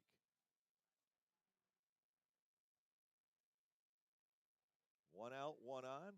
Mercedes lets it go, and the ball is high and wide, 1-0. Barnstormers coming into tonight, 307 team batting average on the home front, and just 211 on the road. That snakes back to the inside corner. Strike one to Mercedes. Yeah, that solid base hit into the left field corner back in the first inning. And went down on strikes on 3 pitches in the third. Boyd leads off first, very short lead. Mercedes looks at ball too high. Kelly Dugan on deck. Kelly has both Barnstormers runs batted in tonight. His 21st and 22nd of the year, which won't quite put him on the leaderboard in the Atlantic League, at least not in the top 4 or 5. Mercedes lofts this out to right, giving chase is Stokes, and into foul ground, he will make the catch. That is out number 2, and it's up to Dugan here in the 5th inning. Kelly, as far as we know, 5 runs batted in behind the league leader, Courtney Hawkins of the Lexington Legends. He's actually pushed into a 3-way tie for 4th, again, from what we know, without digging into the box scores. Also ahead of him, Franco from the Revs, of course. That ball is laced on 1 hop to the second baseman. Figueroa will turn and fire on to get Dugan. And then Jack Reinheimer, the infielder for Gastonia, also ahead of Kelly in the RBI count. But Kelly's missed some games. No runs on a hit, no errors, and 1 left. We go to the bottom half of the 5th inning here, and it's still 2-0 Lancaster.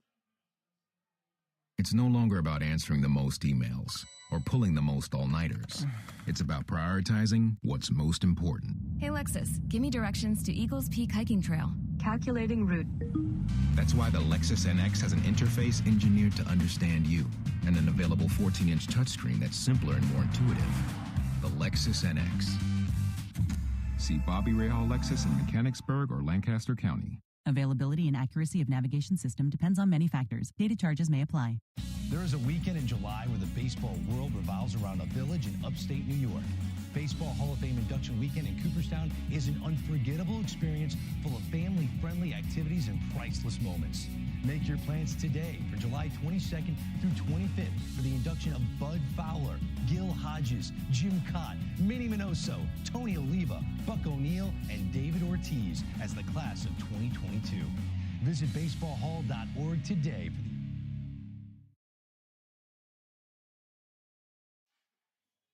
the Barnstormers are still up by a pair. We'll go to the lower half of the 5th inning. It's kind of been the stopping point for Augie his last 2 starts. He's done well through 4 innings. 2 starts ago, as I mentioned, the errors hurt him and his own wildness a bit as well.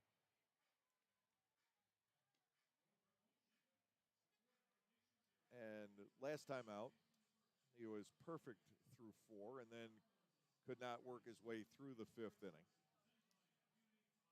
Barnstormers are back home for really quite some time once the team returns from the trip to Kentucky this weekend. Gastonia is in for 3 next week, including baseball and education at 11 o'clock on Thursday. And then, the York Revolution will be in for 4 more. Every weekend at home has been against the Revs so far. Fireworks on not only Saturday, but Memorial Day Monday as well. That's a 5 o'clock start with fireworks to follow. That could be interesting. Encarnacion stands in against Augie Silk, and the first offering is low for ball one. It's 1-0. Encarnacion grounded into a force out, 6-4, closing the second inning for the Revs. Silk comes back, 1-0 pitch, breaks down and in, and it's ball two and no strikes. Of course, the question is, can Augie scale this fifth inning wall? Once again tonight, he has looked awfully good for 4.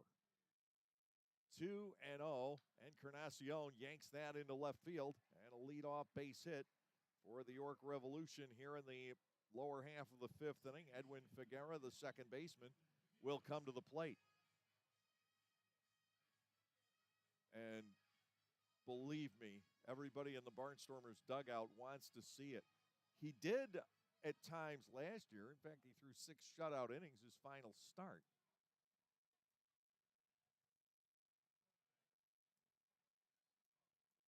Infield sets double play depth. The Barnstormers have already turned 1 tonight. Now Silk misses just low, and it's 1-0. 5 hits for Lancaster, including a triple for Hoover, 3 hits for York, none for extra bases. 1 ball and no strikes to Figuera. Silk comes back. Ball is fouled away, and it's 1-1. Skies have clouded back over here. We don't have to concern ourselves with an imminent threat of rain.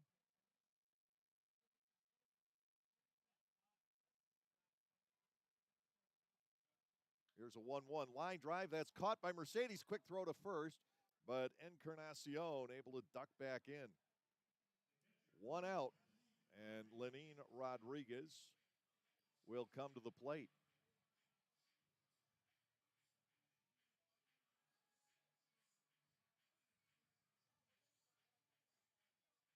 Infield still looking to turn 2. Rodriguez walked. 1 of 2 allowed by Silk so far tonight. That came back in the third inning.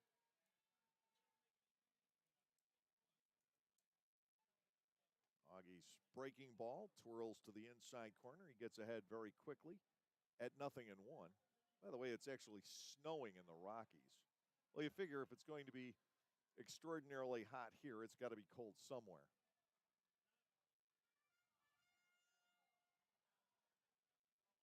Ball 1, strike 1 on Rodriguez. 2-0 our score. Rain's supposed to get fairly heavy during the overnight hours. Supposed to get about a half an inch. 1-1. Ball 2 to Lenin Rodriguez. Top of the order, Troy Stokes is on deck. Lancaster with a run in the first and a run in the third, each driven in by Kelly Dugan. One scored by Boyd, the other by Hoover. Here comes the 2-1. Ball 3 is outside. 3 balls and a strike. We'll see if there's any movement out of the Barnstormers dugout if Rodriguez gets on base. Barnstormers badly in need of a win on the road. Pickoff throw to first. Encarnacion is back in. You can't say that the first half is over a third of the way in, but Southern Maryland has such an enormous lead at this stage, it's hard to fathom them being caught. Ground ball down the third base line, hops over the glove of the diving Anderson Felice. Racing for third is Encarnacion. He's going to get waved as the ball plays tricks on Boyd. And in its second with a double is Rodriguez. It's 2-1. Felice dove for it. The ball leapt over his glove, got down toward the bullpen, came off the sidewall, and rolled past Boyd. Rodriguez with an RBI double. It is 2-1. And the top of the order, Troy Stokes Jr. will step in. Stokes has struck out looking, and he's grounded into a double play. Just like that, once again in the fifth inning, the shutout evaporates on Silk, who had been marvelous for the first 4. Mark Johnson is going to pay a mound visit. 2-1 our score here in the fifth inning.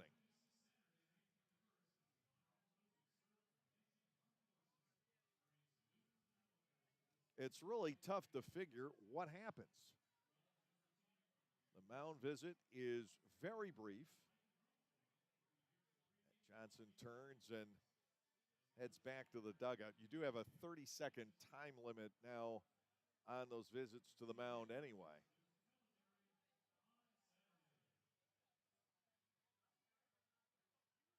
Silk lasted 4 innings his first start, gave up 5 hits and 4 runs.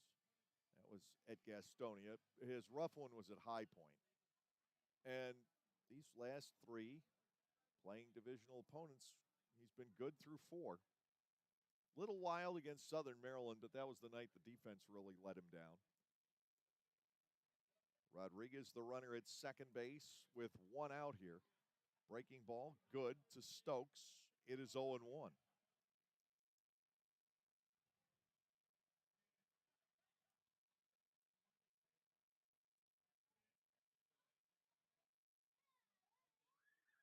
He'll come back. Stokes takes another hook. Very quickly, it's 0-2. Reyes waiting on deck.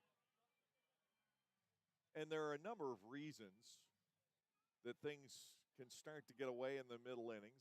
You can lose your stuff, and the velocity is slightly off from what it was. He goes back there and just misses wide.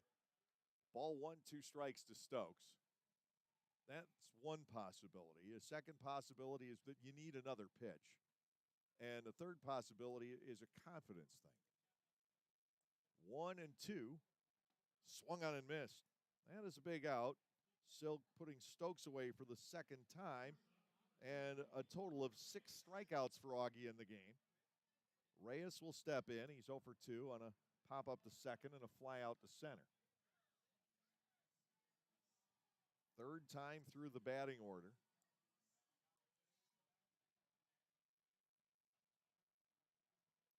But he hadn't gotten to that point yet against Long Island, retiring the first 12 that last start. So it's 2-1 Lancaster. Runner at second. And the breaking pitch misses to Reyes. It is 1-0. And the Barnstormers get action going in the bullpen. Obviously, they want Silk to pick up this out to keep Cordero in the game. Line down the left field line. That is fair, and it's going to tie the ball game. Reyes will scamper to second. He is in with an RBI double as Rodriguez scores, and it's 2-2. What is it about the 5th inning? Melky Mesa will be the hitter. Again, what's on the line here is keeping the designated hitter the rest of the way. Nicely has already done that for the Revs. Silk has given up 2 runs on 3 hits here in the 5th inning. Chase Johnson, the right-hander, warming up in the bullpen for the Barnstormers down in the left field corner. And a Mesa. It doesn't sneak back to the outside corner. That is ball 1. Warm-up pitch gets loose from Rob Rosato and comes all the way down past Polanco and behind home plate, where Nelly Rodriguez, the on-deck batter, fishes it out. 2-2 our score here in the bottom half of the 5th inning. Mesa has lined to left, grounded to third, and here he'll sting a foul back into the net. It is a ball and a strike. But I am looking at the velocities, and Silk is down. He's 89.90 right now. He was 91.92 earlier. Now, that could be one factor. Here's the 1-1, fouled again. Augie, in fact, is relying pretty much on his off-speed stuff in this 5th inning. He gave up the double on an 89-mile-an-hour fastball. The other double at 90. 1 ball and 2 strikes. And that is ball 2. Silk thought he had it. Doug McFarling wouldn't grant it. 2-2 on Melky Mesa.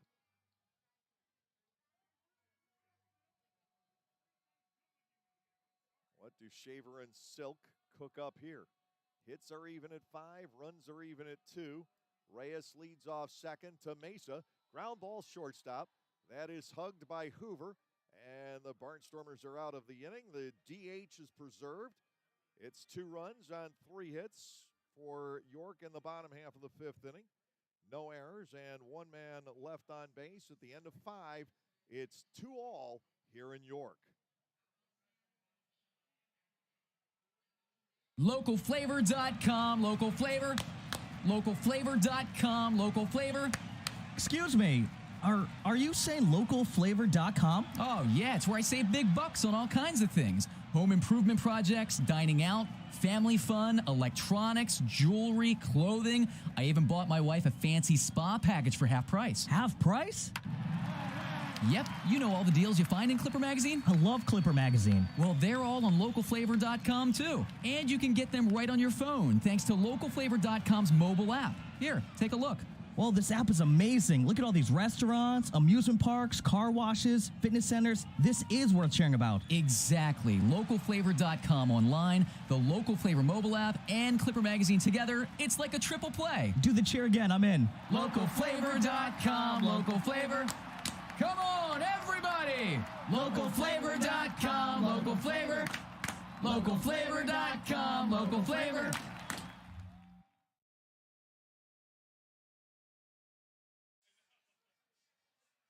Everything is even.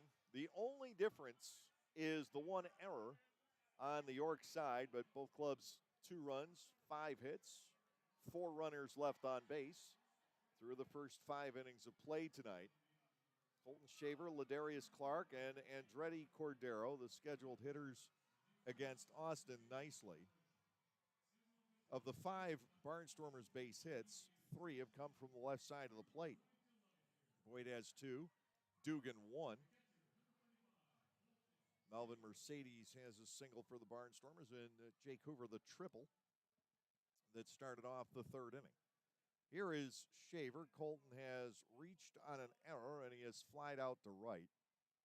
The Barnstormers have not displayed much in the way of power in this series. The 2 doubles last night were both somewhat tainted.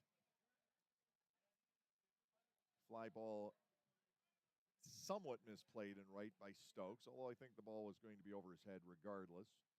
And then a windblown fly ball that fell out in center field. Tonight, the triple down the line by Hoover. 1-0 to Shaver. Nicely comes back. It's stroked foul past manager Ross Peoples in the coach's box at 3rd. The count is level at a ball and a strike. And in fact, if you look at the Barnstormers overall on the road this season, there's just not a lot of power to be shown. Ball 2 is outside. It is 2-1. The club only has 5 home runs in the 13 games away from home. 2 by Cordero in the 1 game. Shaver pops this up to shallow right. Retreating on it is Figuera. He'll make the squeeze, although it looked a little scary for the York fans at the last second. 1 out, and here is Clark. Cordero homered twice at Gastonia on the Sunday game. Clark homered on opening night. Shaver homered at Gastonia.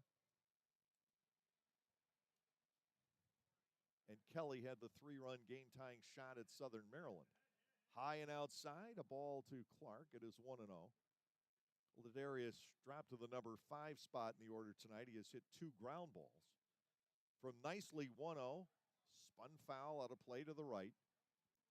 It is 1 ball, 1 strike. Barnstormers in York tied at 2 with 1 out in the top half of the 6th inning.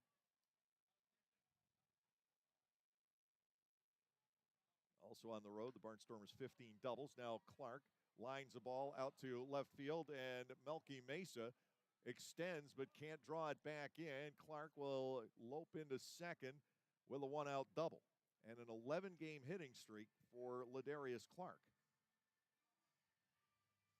Far longer than any he had last year, and he maintains a .333 average. His approach seems a little bit different. He has hit some home runs, but the fact that Clark is hitting at a far higher batting average even than last year, and certainly earlier in his career, is something that bodes well for him. The batter is Cordero, who has fly to right and grounded to short. Runner in scoring position for the Barnstormers, nicely to the set, and Cordero takes a fastball inside. It is 1-0. Not out of the question that Clark could bolt for third here, but you've got to be careful with Lenin Rodriguez. He's one of the better defensive catchers in the Atlantic League. Cordero batting, Felice on deck. 1 ball and no strikes. Austin nicely working out of the set. He takes too long for Cordero, and Andretti backs away. Cordero had gotten the average up into the 270s, but has slipped back now to the low 240s. He's been cold the past 2 or 3 days, and of course the average is still bouncing around a bit. Not too far into the season. Clark does go. The pitch is low, and Rodriguez can't even get off a throw. Third steal of the season for Ladarius Clark. That was a tough pitch for Rodriguez to be able to handle and get off a throw, and he simply couldn't. The Barnstormers guessed right. York will bring the infielders in here. 2 balls and no strikes on Andretti Cordero. At the moment, nobody throwing in the Lancaster bullpen. 4, 5, and 6 due up for York in the bottom of the inning. Clark up the line from third to Cordero, punched foul off to the right, and it is 2-1.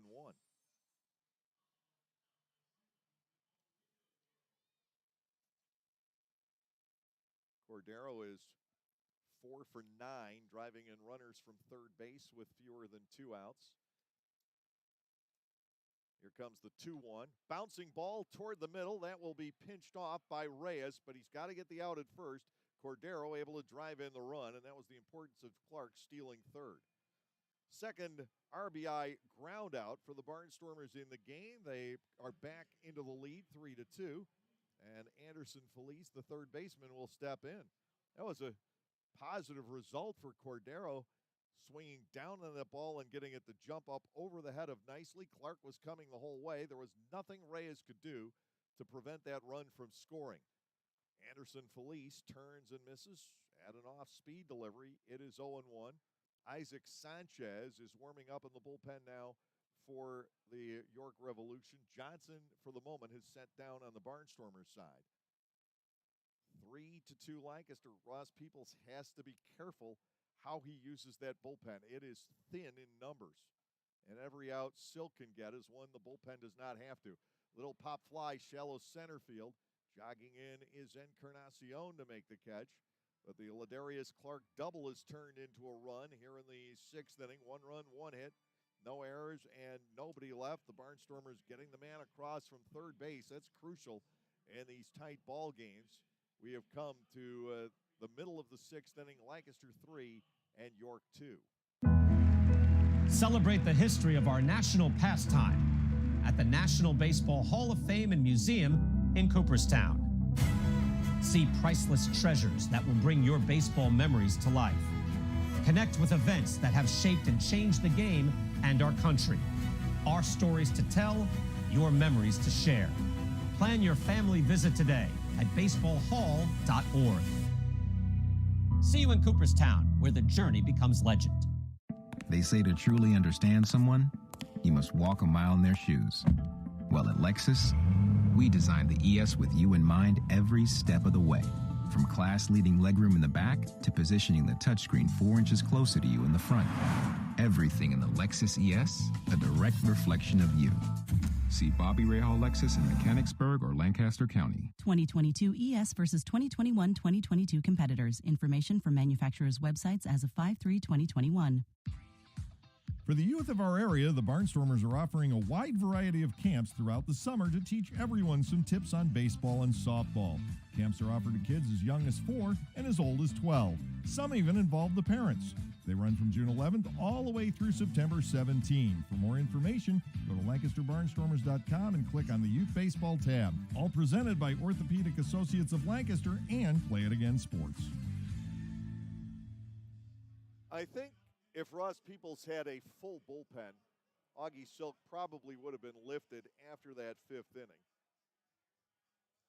He gave up 2 runs on 3 hits there. Has a 3-2 lead. the Barnstormers are thin in the bullpen. This is a team that started out with 11 relievers, and right now they're operating more or less with 6. First pitch to Nelly Rodriguez is inside and low. That is ball one. You've got the lefty batters, Franco and Herrera, to follow Rodriguez here. And Lancaster does get more action going in the bullpen. They're hoping Silk can get through 6. Fouled away. Rodriguez, who's perfect tonight, bats at 1-1. He has a single into center field in the second inning, a walk in the fourth. Silk going the deepest into a ball game that he has this season. Clearly, this is progress, and the 1-1 fades a little bit low. Rodriguez with an advantage at 2 balls and a strike. But I don't see Silk going beyond 3 batters in this inning. I think he'll face Rodriguez and the 2 lefties. 2 balls and a strike. Ball 3 is inside and low. And I don't think it's that Silk is necessarily tired, although we talked last inning about the velocity being a couple miles per hour off from what it had been earlier in the game. Here comes the 3-1, and Rodriguez will draw the leadoff walk. He's on for the 3rd straight time. 3rd walk overall given up by Silk. Carlos Franco will step in. He has struck out looking, and he has singled into left. Johnson, I would have to believe it is, warming up once again in the Barnstormers bullpen. You want to see Silk get some outs here, and then you've got Johnson, you've got Sullentrop, you've got Graham, and it may not be much deeper than that. Goodson, perhaps. It is inside to Franco and a ball, 1-0. And this is starting to spell some trouble in this bottom of the 6th inning with Lancaster leading 3-2. West Tunnel, he's also out there. It's all right-handed. Breaking ball low and outside. Silk has missed with 6 out of 7. And this is where he gets frustrated, and it's easy to be frustrated. He was pitching brilliantly for the first 4. Gave up 2 runs last inning. Now his control is lost. 3-0. Outside to Franco. Josue Herrera is on deck. He has struck out twice. Tyler Laporte had to come out of a game the other day after facing just 1 batter. A strike is delivered, and it's 3-1. That was Friday night. Scott Schumann was not available to close on Sunday. I was told he was going to be down 3 or 4 days. Ball 4 is outside. It's back-to-back walks to start the 6th inning, and Herrera will step in. Silk retired 10 of the first 12 batters that he faced in this game, but it started to get away. Of the last 11 batters, there have been 4 hits and 3 walks. And Ross Peoples is on his way out. Does he have the hook with him? He does. Silk giving up back-to-back walks to start off the 6th inning. So he could win the game or he could lose it. It's all going to depend on the work turned in by the bullpen now. Lancaster leading 3-2, but that lead is hanging by a thread in the bottom of the 6th. Johnson comes in, and we'll take a break. This season offers a whole line of new items from Otto's Hospitality. Dig into the world-famous Nathan's Hot Dogs. Take a trip to Otto's Cantina for a walking taco or your favorite adult beverage. Enjoy a helmet of Otto's meatballs or a sausage with peppers from the Broken Bat Deck. For the sweet tooth, there are jumbo chocolate chip cookies, Skyline cotton candy, and ice cream novelties. Or simply snack on Emma's popcorn in a variety of exciting flavors. What a great way to savor your time at the ballpark, courtesy of Otto's. There is a weekend in July where the baseball world revolves around a village in upstate New York. Baseball Hall of Fame induction weekend in Cooperstown is an unforgettable experience full of family-friendly activities and priceless moments. Make your plans today for July 22nd through 25th for the induction of Bud Fowler, Gil Hodges, Jim Cott, Minnie Minoso, Tony Oliva, Buck O'Neill, and David Ortiz as the class of 2022. Visit baseballhall.org today for the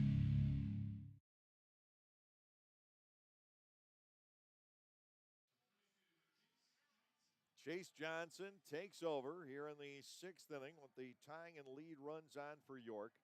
90 pitches thrown by Augie Silk over 5+ innings, and the story the same. 3 appearances in a row for the Barnstormers lefty.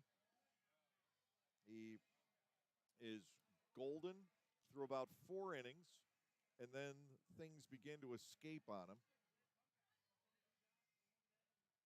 It really started back in the 4th, but he struck out Herrera to get out of the 2-out jam there, and then 2 runs on 3 hits in the 5th inning, and back-to-back walks to start the 6th. So overall, in 5+ innings, Silk gives up 5 hits and 4 walks. He struck out 6. So again, you see progress little by little, start by start, when it comes to Silk, but the coaching staff still hasn't quite figured out the right combination to get him over the middle innings hurdle. Now he turns everything over to Chase Johnson, who seems to put everything he has into every single pitch he throws. Johnson, the 6'3" right-hander from Southern California, into his 11th game. He is 1-2 with a 3.86 ERA, 8 hits, 8 runs, 6 earned in 14 innings with 6 walks and 16 strikeouts. He had a tough outing on Saturday, giving up 4 runs in 2 1/3, and those were all in his last inning. First and second, nobody out here, and Josue Herrera, ball 1, is fired high and wide. J.C. Encarnacion, the center fielder, waits on deck. Lancaster leading by 1, 3-2, here in the bottom of the 6th inning. Nelly Rodriguez, the runner at second. Carlos Franco aboard at first, both on walks to start off this 6th inning.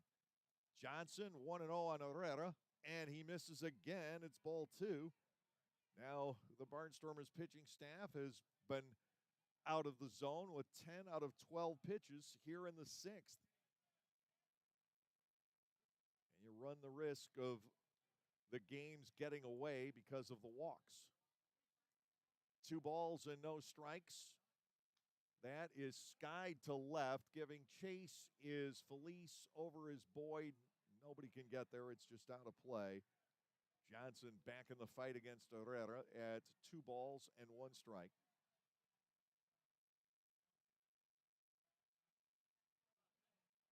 Johnson, 30 years of age. Been to the AAA level in 2 different organizations. Barnstormers do have some experience on this pitching staff. They got a few who have been to AAA.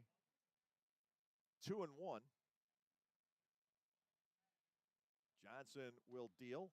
That is cut on and missed. 2-2. West Tunnel has been in AAA with the Arizona Diamondbacks. Same is true with Cameron Gann. Oscar De La Cruz with the Cubs and the Mets. Scott Schumann, AAA, if you count Mexico, which is now considered a partner league and not given a classification. Strike 3 called at the knees. Herrera is gone looking. Johnson gets that first out on the board. Now Encarnacion will be the hitter. 1 for 2 with a run scored.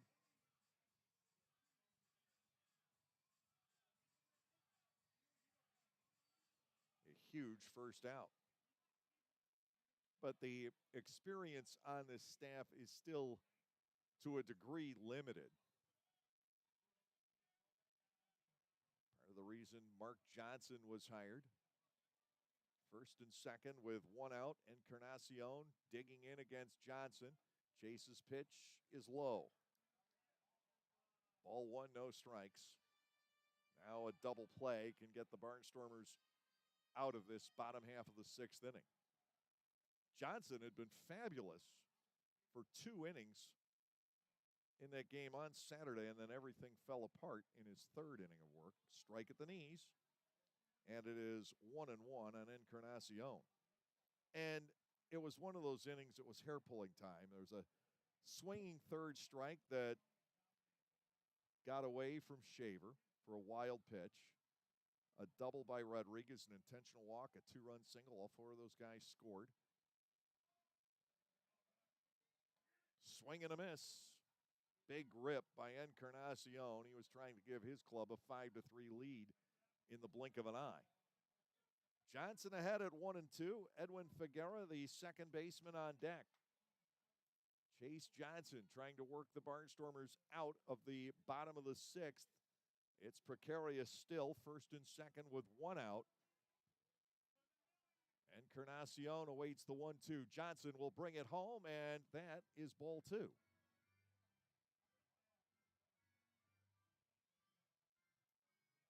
Colton Shaver looks like he's inquiring of Doug McFarling where that one was.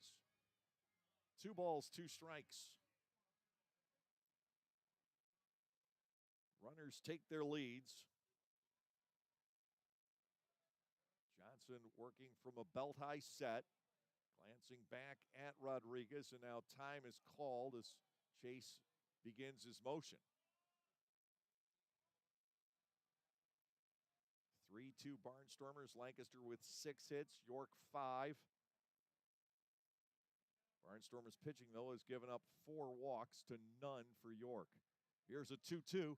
Line drive. Dugan snatches it.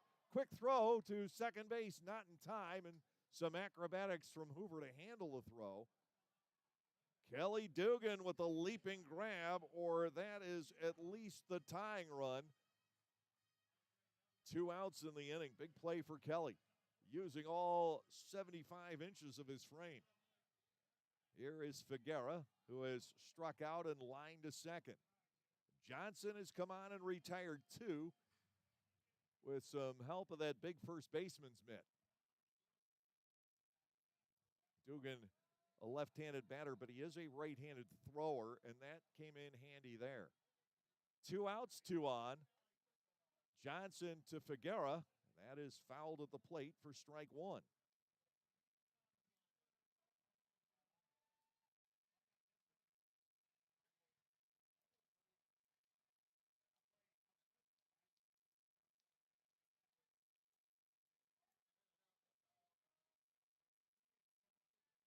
Next pitch, dribbled up the line at third. They're going to let it roll. It goes foul. Smart move on the part of Anderson Felice. He's played a couple two-tree baseball games. He is so much more experienced than when he was last a Barnstormer, although I truly believe that he was the MVP of that second half run in 2015, certainly teaming up with Zawadski and Cavazos Galvez. Both those guys, by the way, along with Anderson Felice, birthdays in the month of May. Ryan's was yesterday. Lance's is in another week or so. And Anderson Felice celebrated his 30th birthday last week. 0-2 on Figuera. Fastball wasted outside. Ball 1, 2 strikes to the second baseman. Rodriguez at second, Franco at first, 2 outs in the lower half of the 6th inning. Lancaster trying to protect a 1-run lead.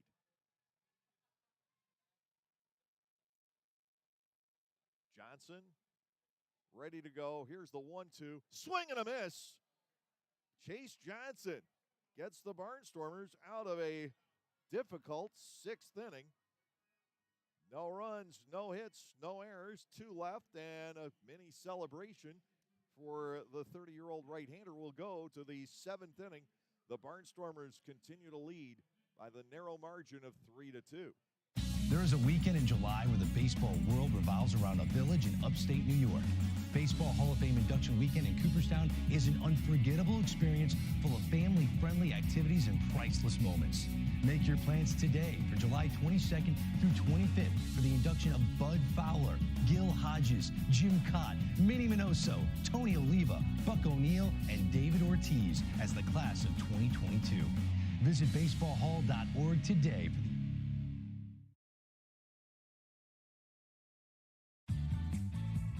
Hey kids, join the coolest club in town, the Storm Force. The Storm Force is presented by the Lancaster Barnstormers and Commonwealth Charter Academy. For only $25, kids under 12 get an entire summer of Barnstormers fun with 12 game tickets, a t-shirt and bag, the chance to go first when kids run the bases, exclusive activities, and coupons from Dutch Wonderland, Chocolate World, and more. Don't miss out on all the fun. Go to LancasterBarnstormers.com and sign up. 3 runs on 6 hits, no errors. 4 left for the Barnstormers. 2 runs, 5 hits, an error. And York has now left 6 runners on base. In the 7th inning, Connor Lean, Jake Hoover, and B.J. Boyd are set to face the left-hander Austin Nicely. Isaac Sanchez had been warming up in the bullpen a little bit earlier. Nicely remains out there. This has not at all been a bad outing for him. He hasn't walked anybody. He's hit 1 batter. Has 3 strikeouts along the way tonight. Lean has been 2 of those. He has gone down looking and swinging. He starts off this 7th inning. Barnstormers have a triple by Hoover and a double by Clark. Both have come in to score on ensuing at bats. Breaking ball for a strike at his 0-1. Hoover scored on the single by Dugan in the 3rd. Clark came home on the Cordero ground out after he stole 3rd. Chip shot out to right field. Stokes fades over for the catch. Lean's retired. That's 1 out in the 7th. And here is Jake Hoover. Triple to right and a fly out to left for Hoover. The Barnstormers own the 3-2 lead. Last road trip, the Barnstormers with 1 home run. They did not connect at all at High Point. We talked about the scarcity of home runs on the road for this ball club. Consider 4 of them out of the 5 came in the first 4 games on the road. Hoover fouls this off, and it's 1-1. You would have thought the problem with not homering away from Clipper Magazine Stadium would have been solved by the fact that the Barnstormers have so much more right-handed hitting this year. And it looked like it was working in Gastonia when Clark hit 1 and Cordero hit 2 and Shaver hit 1.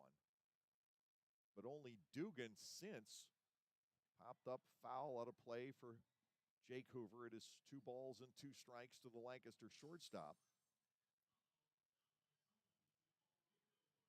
That this is 10 road games since the Gastonia series and just a Dugan homer at Southern Maryland. Fastball is high for ball 3. The count is full. B.J. Boyd still clean tonight. Waits on deck. He has 2 singles and he's been hit by a pitch. 3-2 Barnstormers. Hoover awaits the payoff. He gets the walk, the first issued by Nicely. Jake is on for the 2nd time in the game. Boyd will step in.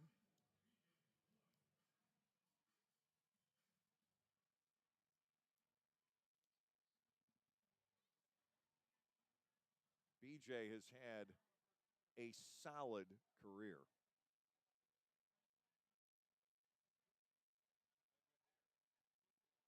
Barnstormers were excited about having him last year. Then he departed before he ever got into a regular season game. Former 4th-round pick for Oakland out of Palo Alto High School. He's still just 28. He'll turn 29 in July. Hoover out to a lead. He can take some bases. Fastball up and into Boyd, 1-0. Jake 2 for 2, stealing bases this season. BJ's not a huge power guy, as big as he is. The 15 home runs that he hit at AA Wichita in 66 games last year has been a career anomaly. Bounced back off the glove of Nicely. He'll recover and fire to first in time to get Boyd. Hoover advances to second. Nicely had to find that baseball in a hurry. He takes 1 more second to locate where it deflected. And he's got to deal with Boyd on base as well. It's 2 outs with Mercedes stepping in. Mel is 1 for 3 tonight. Boyd's best season was back in 2017. He batted .323 in the Texas League, had 172 hits that year. 40 of those were for extra bases, just 5 home runs. Mercedes trying to pick up an insurance run here. He looks at a breaking ball that bends to the inside corner for strike one. Kelly Dugan on deck for the Barnstormers. Melvin with a single to left back in the first inning. He was thrown out trying to take second. He has struck out and fouled out since then. The 0-1 pitch stays high. Ball one and strike one to Melvin Mercedes. Jake Hoover in scoring position with 2 outs. Lancaster tonight 1 for 6 with runners in scoring position, but they have gotten runs across on a couple of outs. Mercedes pulls a fly ball out to left. Back on this goes Mesa. He'll set up on the warning track and make the catch while falling into the 37-foot wall. Mercedes didn't quite get enough, and the Barnstormers are turned away here in the 7th inning. No runs, no hits, no errors. One man stranded. Time for the stretch at York. The Barnstormers leading by the score of 3-2.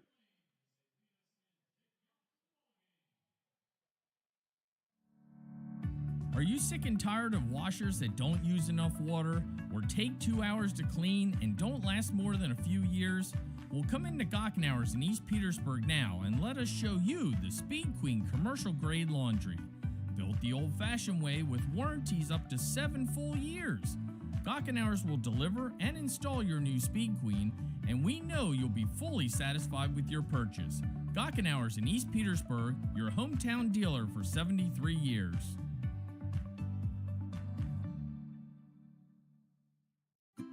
At Clipper Magazine Stadium, we have hot dogs and popcorn, peanuts, soda, and nachos. But what if, say, you are only 3 months old and mom wants to have a night out and watch the Barnstormers?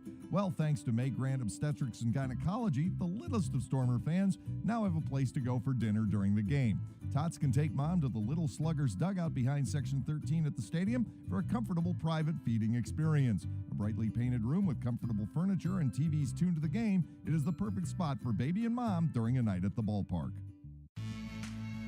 Knockoffs, copycats, imitators. They all share one thing in common. They always pale in comparison next to the true original. Just like the stylish and versatile Lexus RX. The crossover that paved the way for others. And it's still the best for one simple reason. Nothing else is as good as the original. See Bobby Rahal Lexus in Mechanicsburg or Lancaster County. Mercedes gets a little bit more of that last pitch from Austin nicely. The Barnstormers would have a 2-run lead right now. Melky Mesa did not have much more room.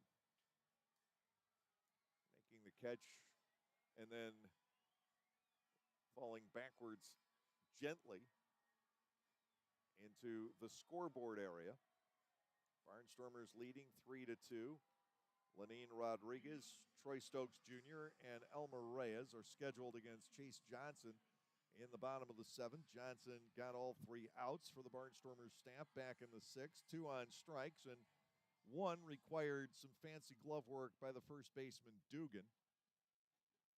That prevented York from at least tying the game. Here is Rodriguez. He has walked and he has doubled in a run, scored another.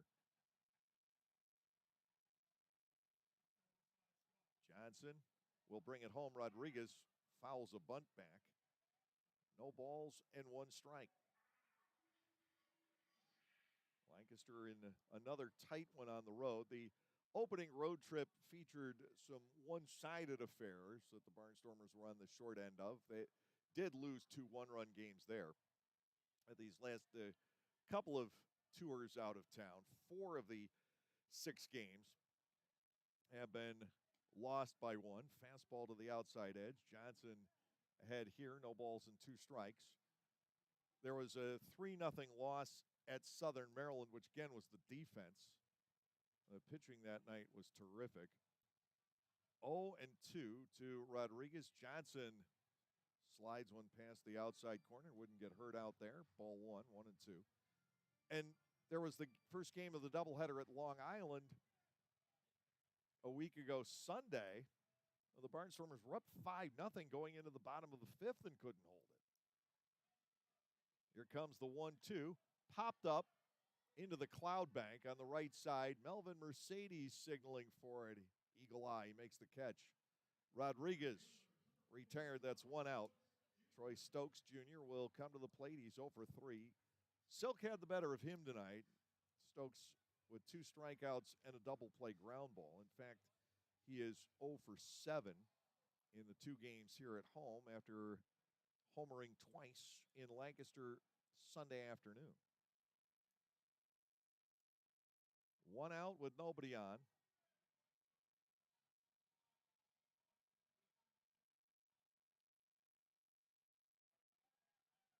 Fastball is high and 1-0 on Stokes.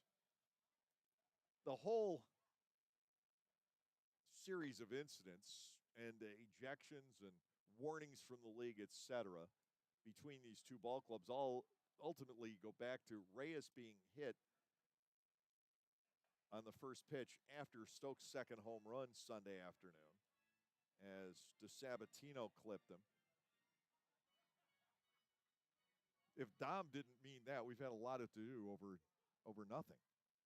2 balls and no strikes.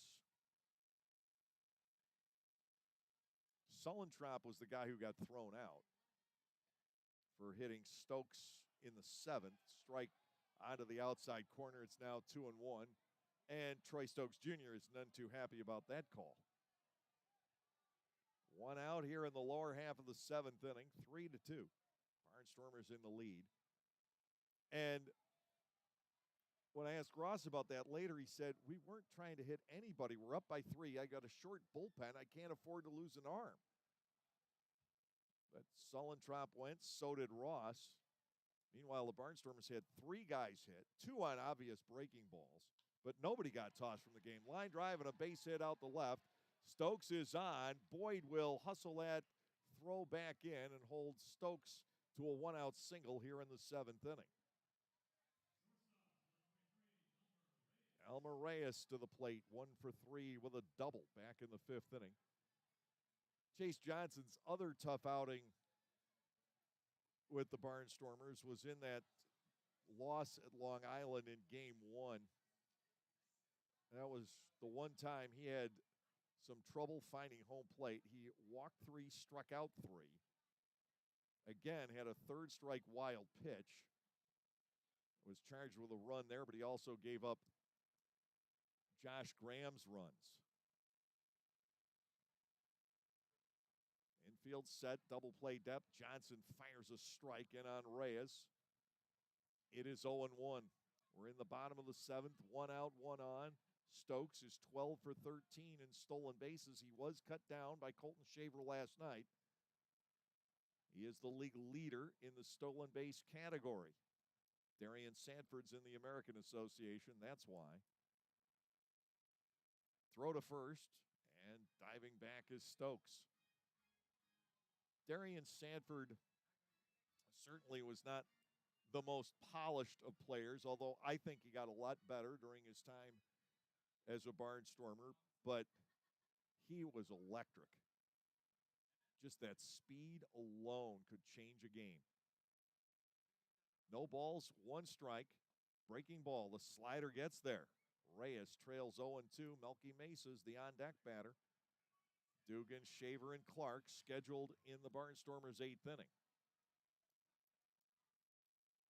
Lancaster just trying to stick around. The first half, it's going to be tough to catch Southern Maryland. You just want to build a team and get yourself in position for a second half run. Swung on and missed, maybe foul tipped. Johnson with his 3rd strikeout, and he'll match up against Mesa. But you just want to win every game you can, even if the first half ends up out of reach. Because there's always that wild card possibility. Chase Johnson's fastball, by the way, around 94. Tying run at first, now with 2 outs as Mesa stands in.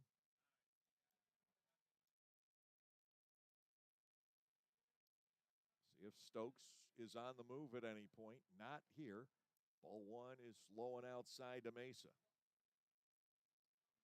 Around the Atlantic League tonight, Wild Health, this was a day game. Shut out Charleston 2-0. Gastonia leads Southern Maryland tonight 6-4 in the seventh. They're just in the fifth inning. Long Island 10-6 over Staten Island. Staten Island has played a tremendous number of low-scoring games, but not tonight. And Lexington's lead over High Point has been sliced to 6-5. Play is in the bottom of the fifth at Truist Point. 3-2 in the seventh here. The Barnstormers leading by one. 2 outs, a ball and a strike to Melky Mesa. Chase Johnson will go to first base. Stokes diving back in. Tense moments late in tonight's game. Here in York, the Barnstormers own a 4-3 edge in the War of the Roses. 24 more games after tonight. 1 tomorrow, 4 over the holiday weekend. Fouled into the first base seats. A gentle pop-up, not much arc to it. Johnson ahead of Mesa at 1 ball and 2 strikes. Chase has retired 5 of 6 since coming in. You could see Johnson back out there for the 8th inning if Schumann is still not available.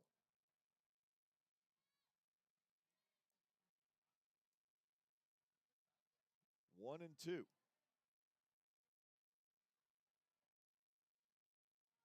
Johnson out of the stretch, delivers a check swing. I don't think he went, he didn't. 2 and 2. Mesa is alive against Johnson here. Shaver a quick check down to first base. Stokes had not wandered off the bag on that low outside slider. 2 balls and 2 strikes. Chase Johnson dealing from the stretch. He'll bring it home, and the fastball is high. Now we know Stokes will be on the move. Mesa has pushed the count to 3 balls and 2 strikes.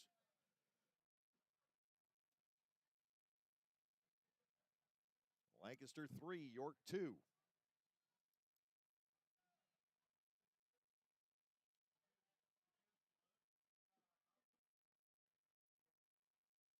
Time called as Shaver realigns the defense. You don't want a ball to get through the gaps here. Stokes would score easily. Outfielders are back a ways. Payoff pitch to Melky Mesa. Johnson with the 3-2. Stokes on the move. Bouncing ball toward the middle. Hoover has to throw to first. It's there. And it will end the inning. No runs, a hit, no errors, 1 left. And to 7, still 3-2.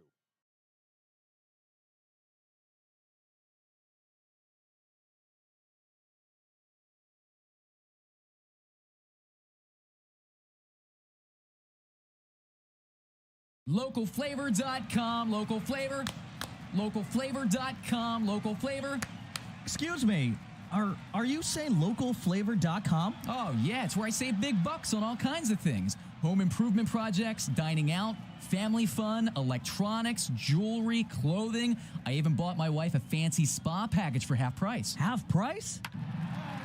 Yep, you know all the deals you find in Clipper Magazine. I love Clipper Magazine. Well, they're all on localflavor.com, too. And you can get them right on your phone thanks to localflavor.com's mobile app. Here, take a look. Well, this app is amazing. Look at all these restaurants, amusement parks, car washes, fitness centers. This is worth sharing about. Exactly. Localflavor.com online, the Local Flavor mobile app, and Clipper Magazine together. It's like a triple play. Do the cheer again. I'm in. Localflavor.com, local flavor. Come on, everybody! Localflavor.com, local flavor. Localflavor.com, local flavor. Well, a quality start for Austin nicely this evening, but on the hook for the loss for the Revs. He goes 7 innings. Lancaster reached him for 6 hits, 3 runs, 1 walk, and 3 strikeouts. He hit a batter. And tonight is a lesson with the Barnstormers ahead in this game, how important it is to put the ball in play. Lancaster has driven in 2 runs on outs tonight. Getting Boyd home from third on a Dugan ground ball in the first inning. And Clark home from third on a Cordero ground out in the sixth. If those are strikeouts, the Barnstormers trail in this game. It's part of the game that can so easily get lost in the, I guess, in many ways, super athleticism of the way the game has become, but some of the art has lost. They've got these pitchers routinely throwing 97, 98, 99 miles per hour. Control not as good. You have fussier hitters, stronger hitters. So you end up with the walks, the strikeouts, the home runs. Now here is Kelly Dugan. He'll swing and miss against Isaac Sanchez, who's come on in relief in the top of the 8th inning. Dugan tonight is 1 for 3. He's knocked in a pair. Sanchez comes back at 0-1 and misses upstairs for a 1-ball, 1-strike count. Isaac Sanchez, now is in Chicago. He is 29 years of age, 6'1", and 190 pounds. Dugan swings away and tags this to center, and this is going away. Encarnacion goes back.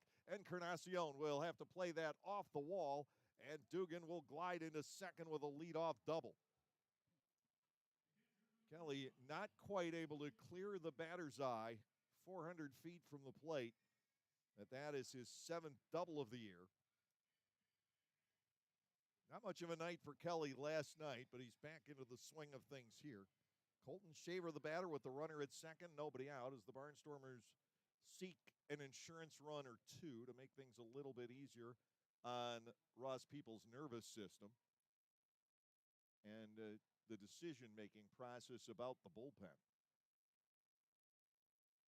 Shaver stands in against Sanchez, and Colton looks at a breaking ball for strike 1. Colton tonight is 0 for 3. He's reached on an error and flied out on the right side twice.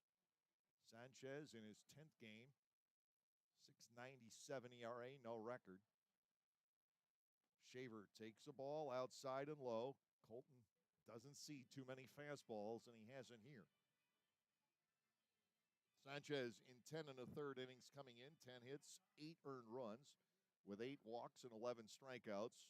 Tyler Sullentrop is warming up in the Barnstormers bullpen, so it looks like Chase Johnson will be limited to 2 innings tonight. Fastball for a strike, and Shaver trails 1 and 2. Ladarius Clark is on deck, and then Andretti Cordero. The Barnstormers ahead by a run here in the 8th inning.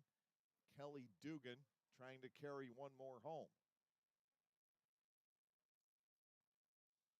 Colton Shaver batting at 1 and 2. Target is set by Lenin Rodriguez. Sanchez will bring it home, and that is badly upstairs.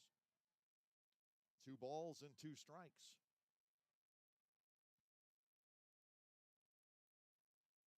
The double for Dugan, his 13th extra base hit of the season. He's playing in his 18th game. That's pretty good production. 2-2 pitch. Breaks outside. Maybe low as well.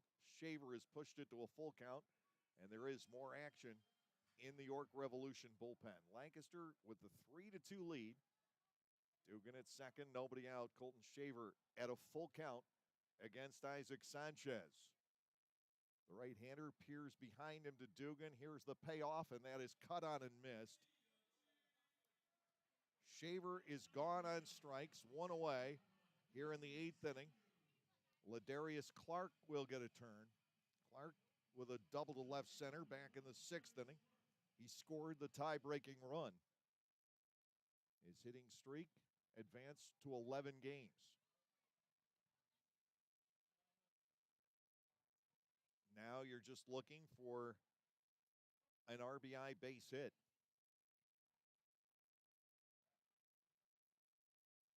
To Clark, breaking ball, swing and a miss. It's 0-1. So again, the importance of getting the ball in play Barnstormers haven't been able to advance Dugan to third. Clark awaits the 0-1, breaking ball, fouled back, and it is strike two. Cordero on deck, Andretti right now anyway, probably glad that he doesn't have to face a lefty. Rodriguez, Franco, and Herrera scheduled to face Sullentrop in the bottom of the 8th inning, or at least for now we'll assume Sully is coming in. 0-2 on Clark. Sanchez will fire, inside out swing, ground ball inside the bag at first, and down the line off a broken bat.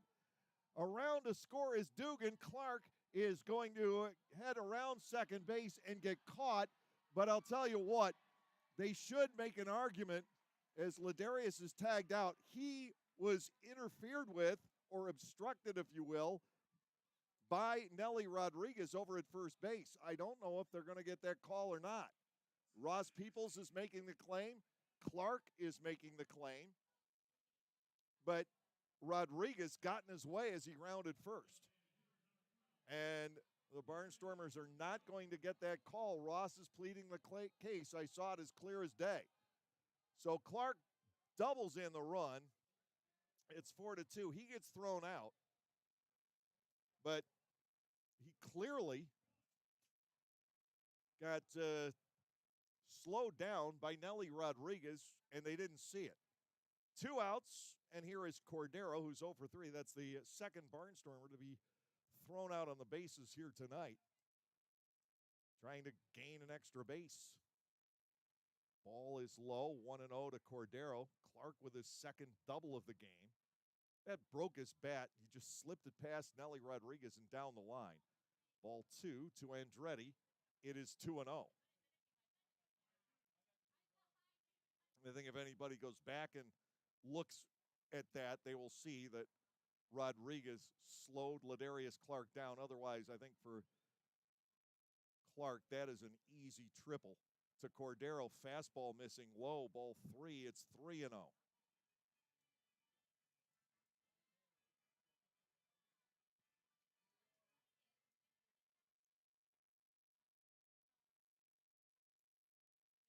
Maybe it was incidental, but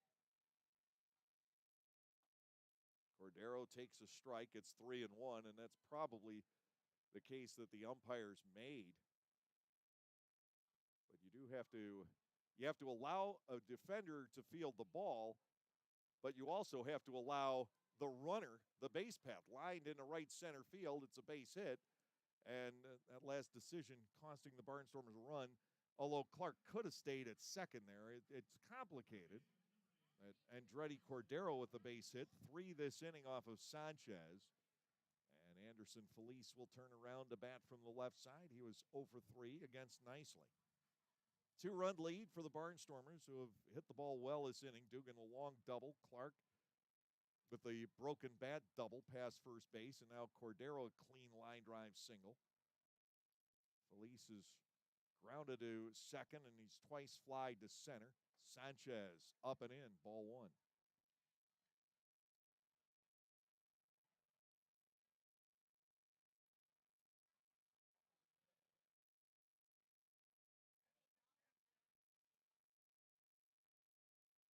Defense is straight away against Anderson.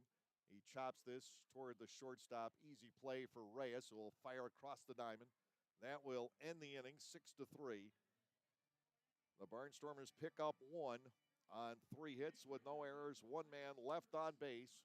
And now we'll head to the bottom half of the 8th inning, 4-2. Jerry Lee Lewis was the original bad boy of rock and roll. Now, hear all his hits in Great Balls of Fire at Dutch Apple Dinner Theater in Lancaster for a limited run, June 3rd through June 25th. Jason Cohen played Lewis in nearly 80 cities across North America. Now, he brings the ivory-smashing superstar to life in this theatrical concert. With some songs of his friends like Elvis, Buddy Holly, and Johnny Cash, as well as some New Orleans jazz and traditional gospel, Great Balls of Fire will have you jumping out of your seat saying, "Good gracious, get me some tickets." Call 898-1900 for tickets or order online at DutchApple.com. That's 898-1900. Great Balls of Fire, June 3rd through June 25th at the Dutch Apple Dinner Theater in Lancaster. Great Balls of Fire.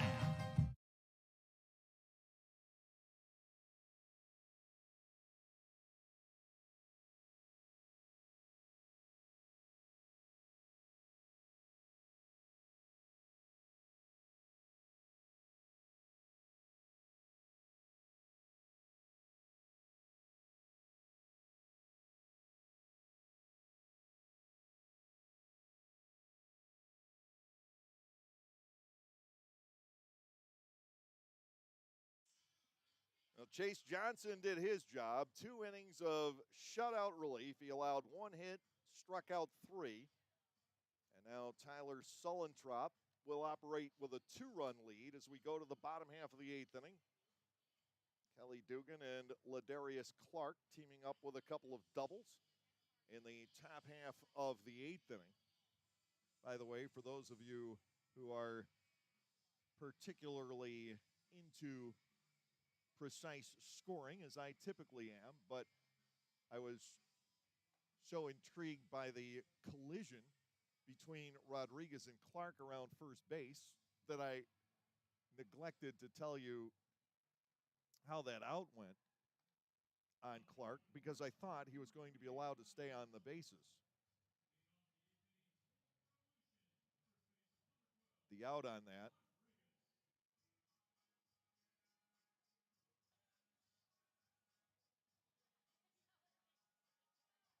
went simply 9-5.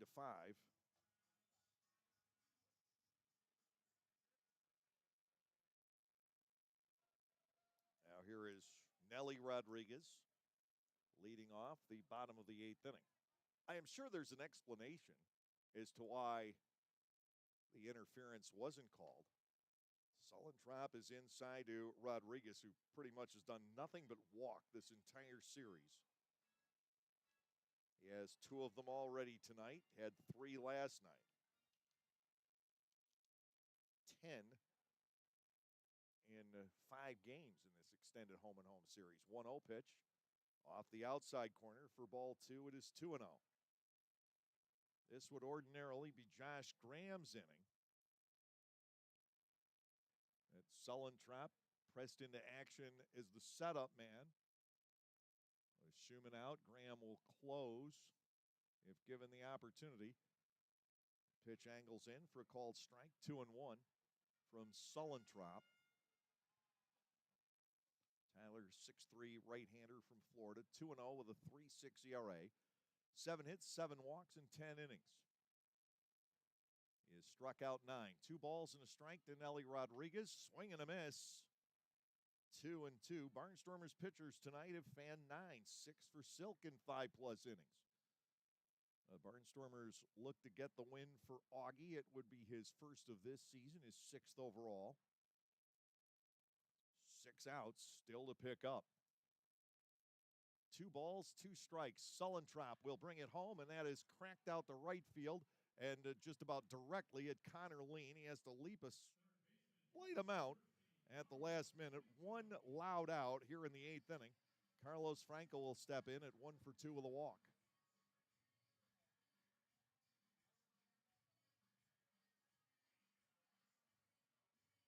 Another lefty batter in Josue Herrera waiting on deck.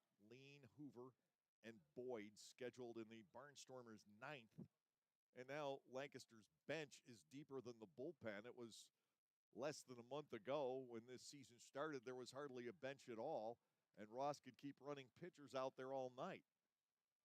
Ball is down low, 1-0 on Franco. 2-run lead for the Barnstormers here in the home half of the 8th inning. 23-82, the crowd at Peoples Bank Park tonight, and they've enjoyed a pretty decent ball game overall.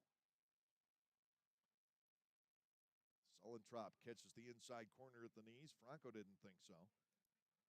The count is squared at 1-1. 4-2 ball game. Lancaster with a single run in 4 different innings. York scored both of its runs in the bottom of the 5th. Here comes the 1-1, check swing. The breaking ball misses. Sullentrop falls behind now at 2-1. The former Seattle and Chicago Cubs farmhand.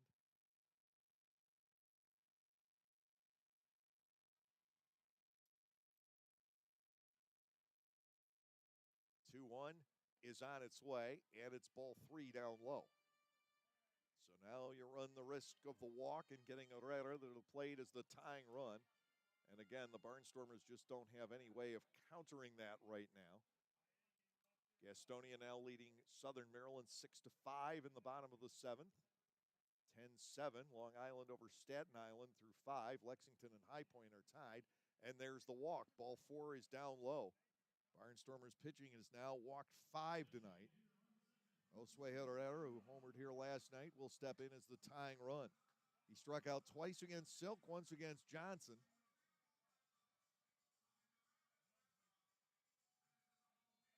Sullentrop wouldn't mind pinning the hat on him, but I think all things considered, he'd rather have the double play.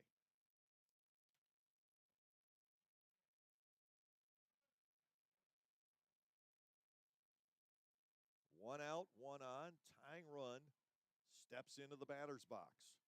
Infield set, double play depth. Sullentrop working out of the stretch. He'll bring it home, and that has Herrera snapping the jaw out of the way.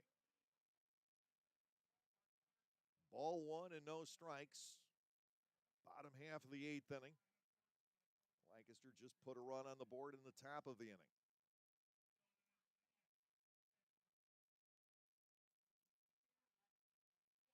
One ball and nothing. Topper foul, and it's 1-1. J.C. Encarnacion, the center fielder, is due next. Josh Graham, back on Sunday, had a 7-out save.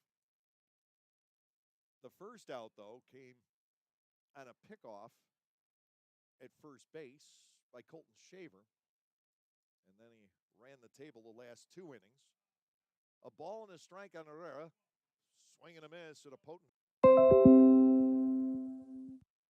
Hoover dropped the ball, shifting it to his throwing hand.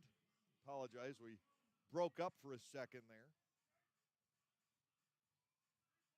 2 outs. Herrera, the runner at first base, and J.C. Encarnacion will step in as the potential tying run.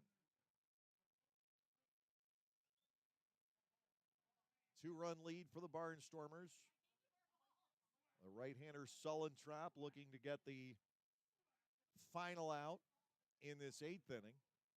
Encarnacion can be tough. He's 1 for 3 and was robbed on a leaping catch by Dugan in a key spot his last time up. Fastball for a strike at his 0-1. 7 hits for Encarnacion against the Barnstormers this year. None against the rest of the league, but most of his playing time has been against Lancaster. The bat started. He did not go, says Scott Hart on the appeal. The count is even at 1 ball and 1 strike. Lancaster will look for more in the top of the 9th inning. 1-1. Encarnacion awaiting. The defense is deep. Sullentrop's pitch finds the outer edge. He gets ahead at 1-2. The second baseman, Edwin Figuera, is the on-deck hitter. 1 ball, 2 strikes. Herrera, now the base runner, after the 4-6 force out. Mercedes thought he had a shot at starting a double play there. Not enough time to turn it anyway, and the ball was bobbled. Fastball misses, and Encarnacion bats at 2-2. Lancaster started the night 8-14.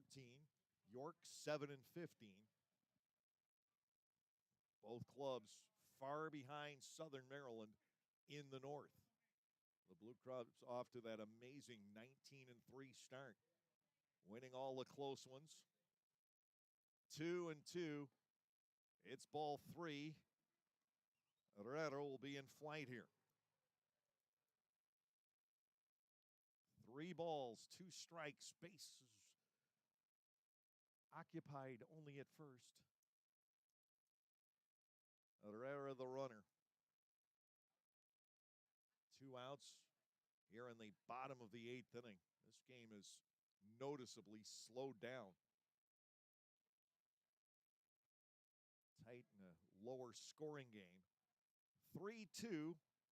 Sullentrop will deliver, and it's popped up foul, sending Herrera back to first.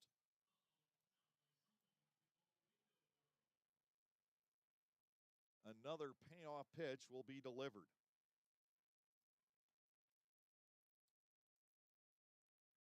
Lancaster has unleashed some extra base power tonight. 3 doubles and a triple. Clark with a pair of doubles.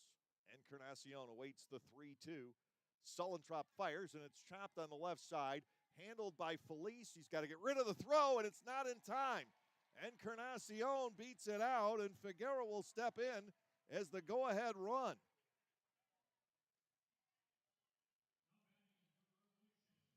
Felice hasn't been playing a lot of third base.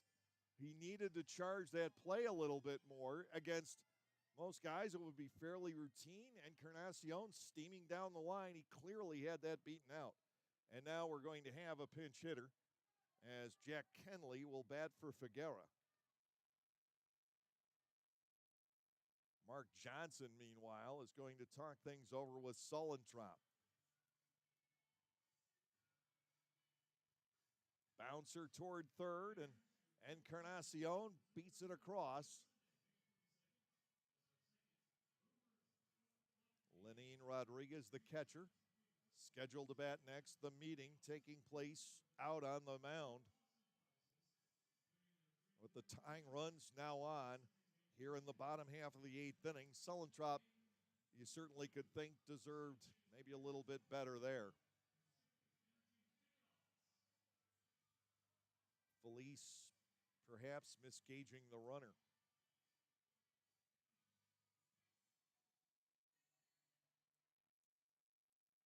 Jack Kenley stepping in from the left side of the plate. He sat out of the lineup tonight with the left-hander Silk pitching. Kenley hitting .242 with no homers and 6 runs batted in. 2 outs, 2 on. Sullentrop will work out of the stretch. And to Kenley, it is inside and low, ball 1. Rodriguez in the on-deck circle for the York Revolution. Barnstormers have Josh Graham warming up in the bullpen. This may be the final hitter for Sullentrop. 1-0 on Kenley. The set, the pitch, and it's bounced back to the hill. Sullentrop goes halfway, shovels the rest, and that will get him and the Barnstormers through the 8th inning. Kenley, the pinch hitter, retired 1-3. No runs on a hit with no errors. York leaves 2.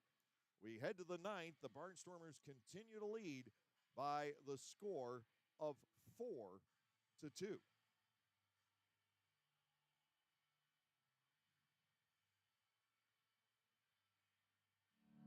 Hi everyone, Adam Gochenauer from Gochenauer Appliances, and I'm excited to tell you about a new addition to the Gochenauers family this summer season.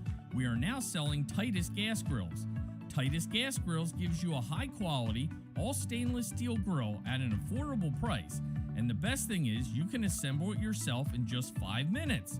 That's right, 5 minutes. Stop by to see this great grill now and mention this ad to receive a free gas grill cover with your Titus grill purchase. Gochenauers in East Petersburg.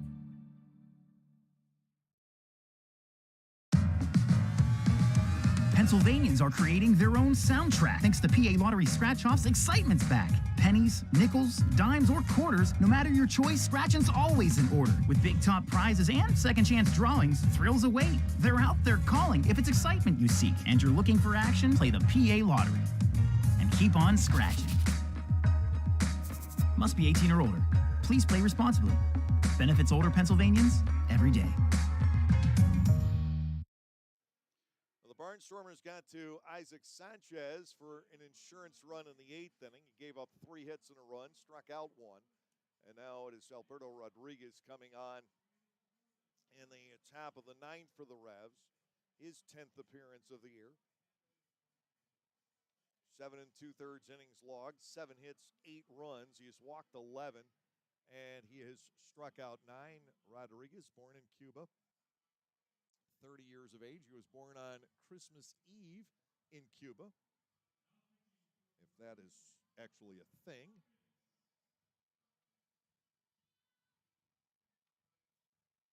Lean, Hoover, and Boyd scheduled for the Barnstormers 8, 9, and 1 here in the 9th inning. The Barnstormers have seen their fair share of Baldonado, his name Alberto Rodriguez. Baldonado got put in my mind. He's pitching for Rochester tonight. And Joey Greer and I were talking about him, Alberto Baldonado, former Atlantic Leaguer. That Rodriguez appearing for the 4th time against the Barnstormers. The batter is Lean. Connor 0 for 3 in the game. 2 strikeouts and a fly ball to right. And Rodriguez misses badly outside. Ball 1-0. Jake Hoover waits on deck. He's been on base twice. And Boyd, who's been on 3 times. 9 hits for the Barnstormers in the game. To Lean, swing and a miss. And the count is even at 1 ball and 1 strike.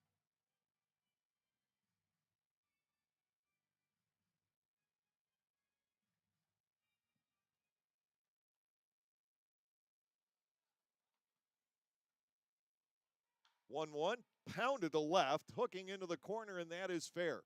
Lean sprinting for second base. He will pull up standing with a leadoff double here in the 9th inning. Connor Lean's 6th double as a Barnstormer. More than half of his hits here. Jake Hoover will come to the plate.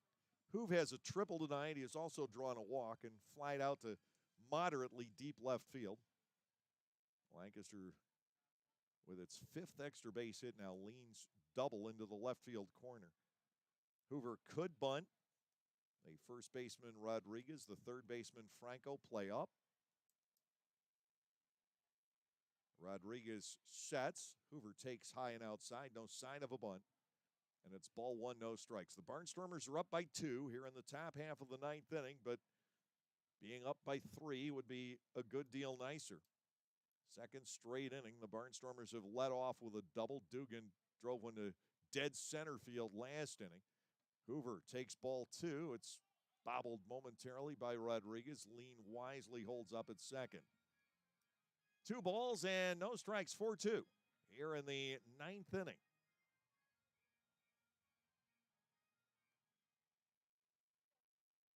4 of the last 5 Barnstormers hits, in fact, have been good for 2 bases. 2 balls, no strikes to Hoover with Boyd waiting on deck. Rodriguez sets, fires, and Hoove grounds this to the shortstop. Reyes will look at third, doesn't have a play on Lean. He will cut down Hoover, and the end result the same as if Jake had sacrificed, except that Hoover is charged with the at-bat. Runner at third base with 1 out. Again, productive outs. That's been a big part of the story for the Barnstormers here tonight. They haven't struck out all that often. They've been advancing base runners with their outs.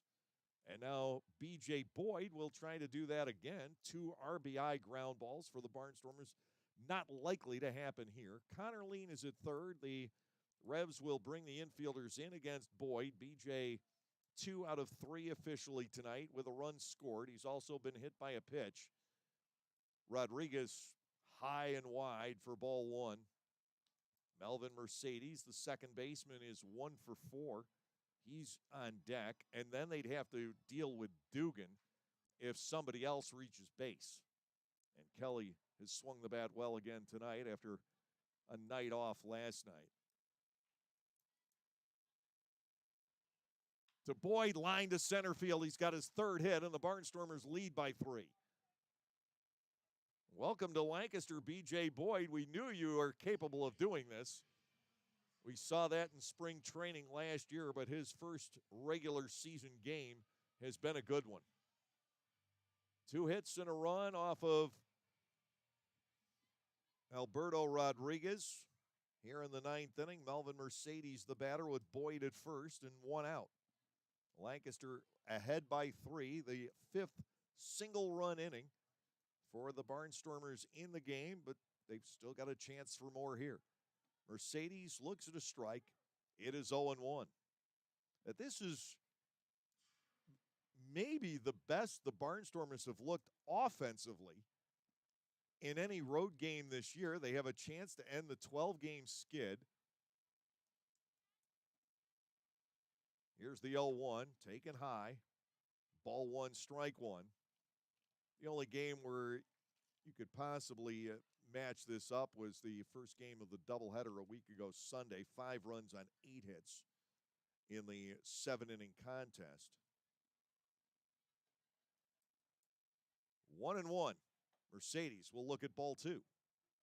Well, you have Alberto Rodriguez, who's had difficulty throwing strikes against a guy who knows his game and knows his strike zone really well, and Melvin Mercedes.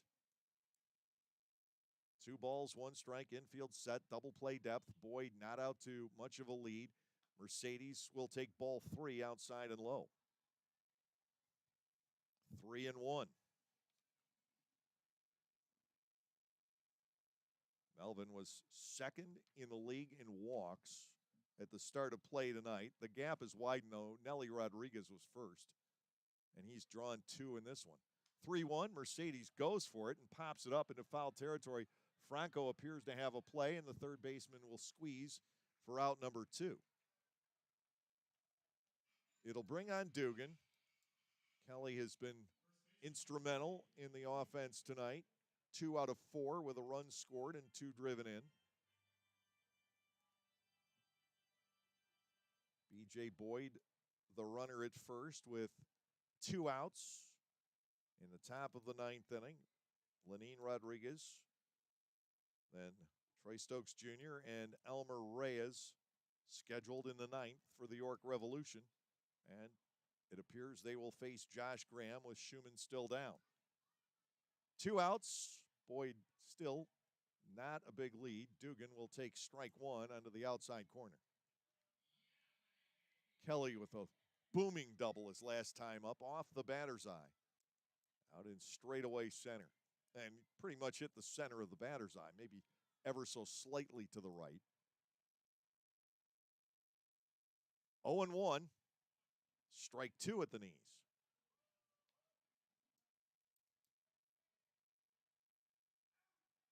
Dugan 1 out of 3 against the left-handed starter nicely. No balls, 2 strikes. The count on Dugan. Boyd held by Rodriguez over at first. The pitch breaks inside.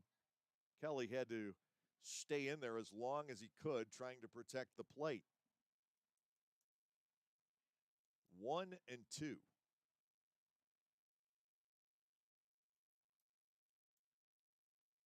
The right fielder Stokes is incredibly shallow with Dugan at the plate. Here comes the 1-2. Kelly tries to hold on the swing. He does.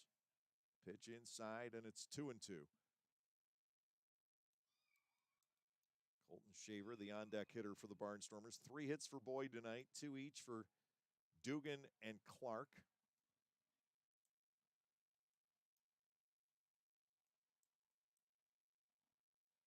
Here now the 2-2 to the Barnstormers first baseman, and ball 3 is outside.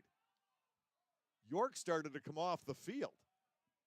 on the backdoor breaking ball that, at least in the mind of Doug McFarling, just missed. And it looked like Dugan thought that might have been strike three just by his body language. He didn't walk off. 3-2, and Boyd gets the free pass.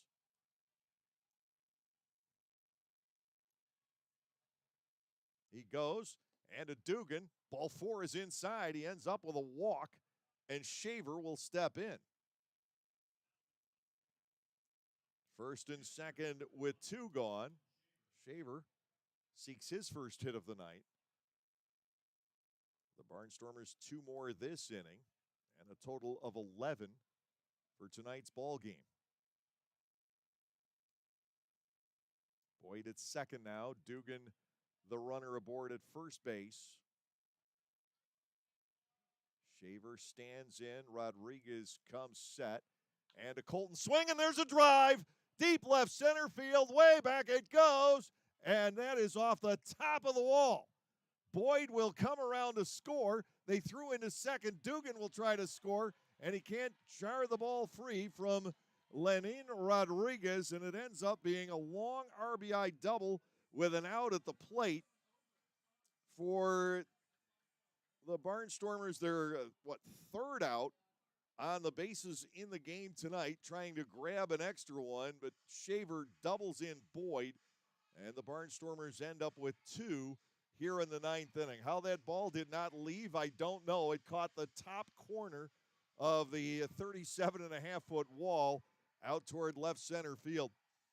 In the inning, 2 runs on 3 hits for the Barnstormers, no errors, and they leave 1.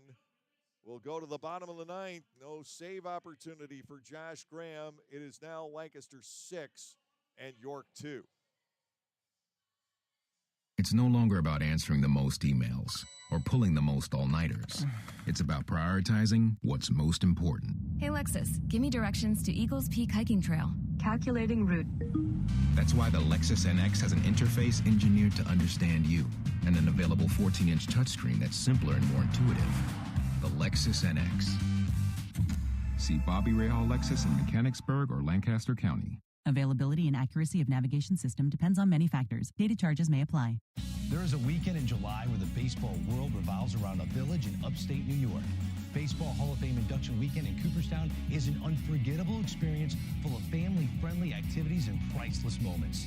Make your plans today for July 22nd through 25th for the induction of Bud Fowler, Gil Hodges, Jim Cott, Minnie Minoso, Tony Oliva, Buck O'Neill, and David Ortiz as the class of 2022. Visit baseballhall.org today for the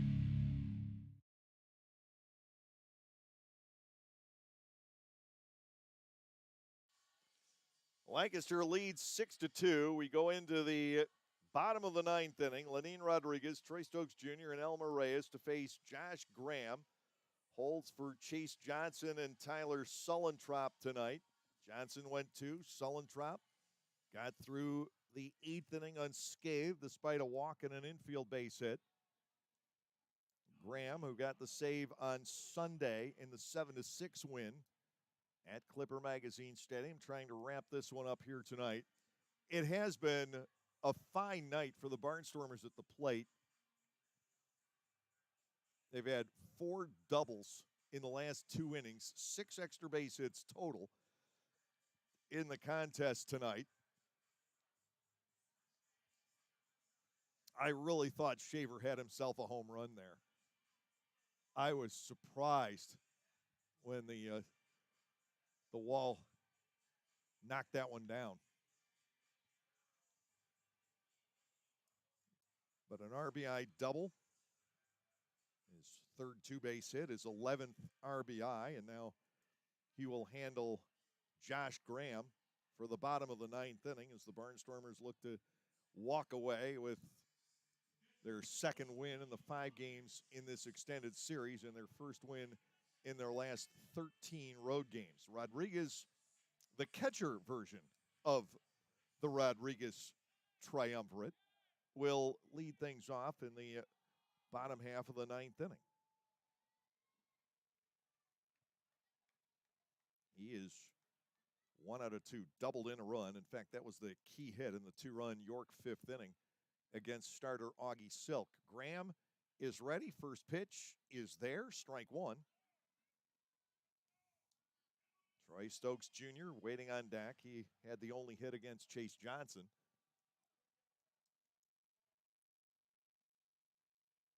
0-1 pitch. A breaking ball is chased. It's 0-2. Graham's numbers have been very good, except for that horrifying outing that wasn't entirely his fault at Long Island when he took a 5-3 lead into the bottom of the sixth. Half swing and a pop-up. That will come back and hit the concrete barrier at the bottom of the net. I think Shaver quickly realized that he just didn't have a time to get back there. There was very little elevation on that check swing pop fly. Still 0-2 on Lenin Rodriguez. Graham ready to go, and it's popped up again. This has height, but will also carry off the field. 2 strikes continuing. Graham has given up 6 hits in 10 innings, 6 runs, 1 earned. He has walked 9, and he has struck out 12. But that one game against the Ducks a week ago Sunday gave up 2 hits, 5 runs in a third of an inning. Well, you take that out, and he has been fantastic. A few more walks than he would like. He's been hard to hit.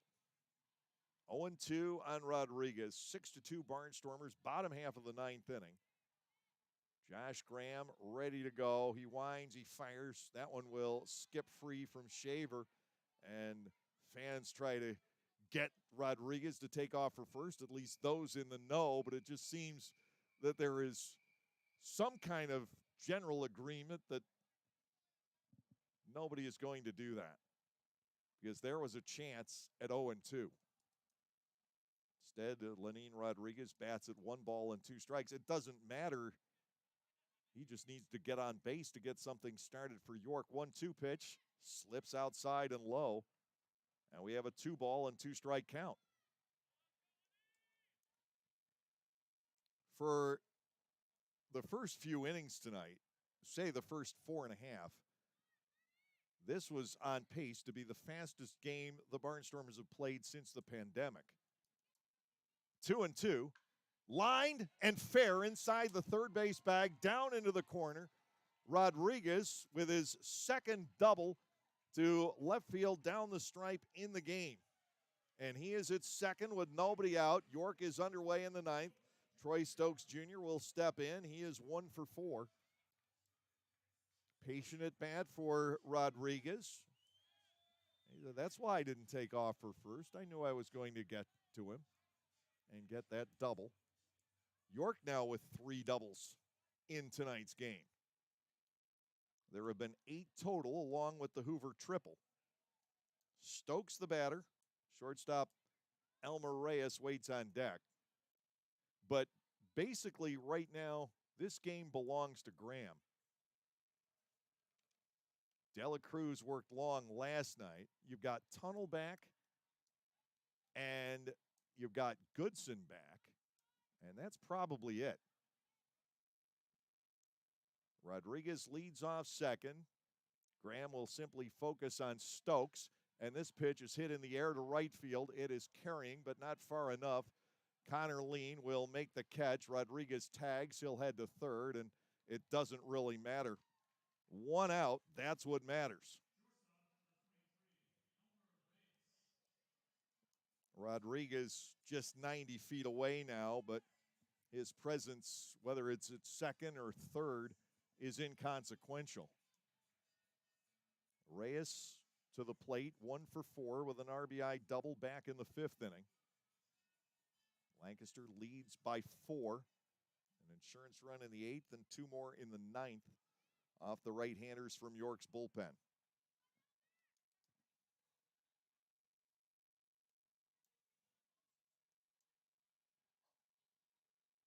Graham to the plate, and he is high for ball one on Reyes. Melky Mesa's on deck. 2 outs left to get.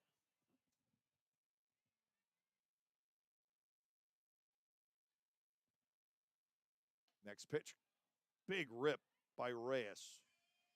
Brushed it foul. It's 1-1. Graham, not the hardest throwing of the Barnstormers relievers, but he's got very effective off-speed stuff. He works 1 ball, 1 strike to Elmer Reyes here in the bottom half of the 9th inning.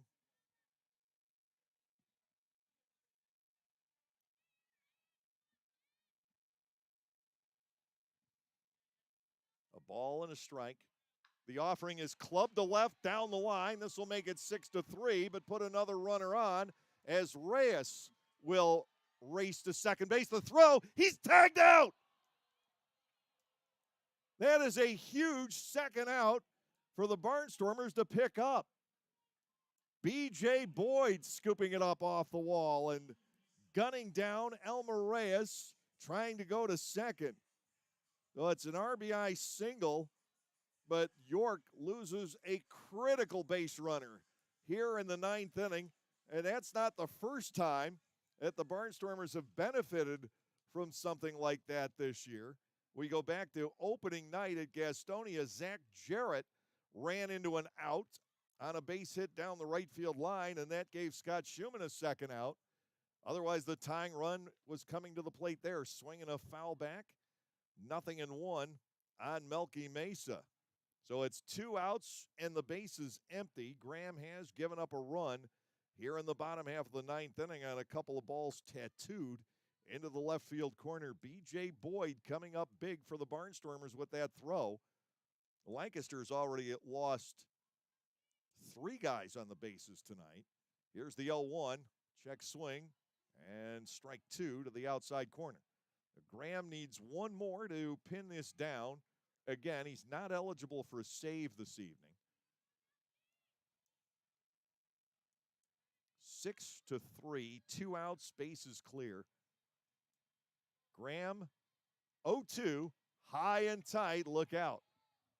It is ball 1, and the last thing Josh Graham wanted to do there was hit Mesa and get York started all over again. Ball 1, 2 strikes.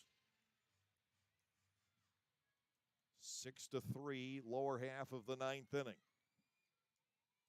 Graham tries to wrap it up here against a very tough out in Melky Mesa. The 1-2 pitch, bleeder on the right side. Graham's got to get over and cover. The play is converted, 3-1.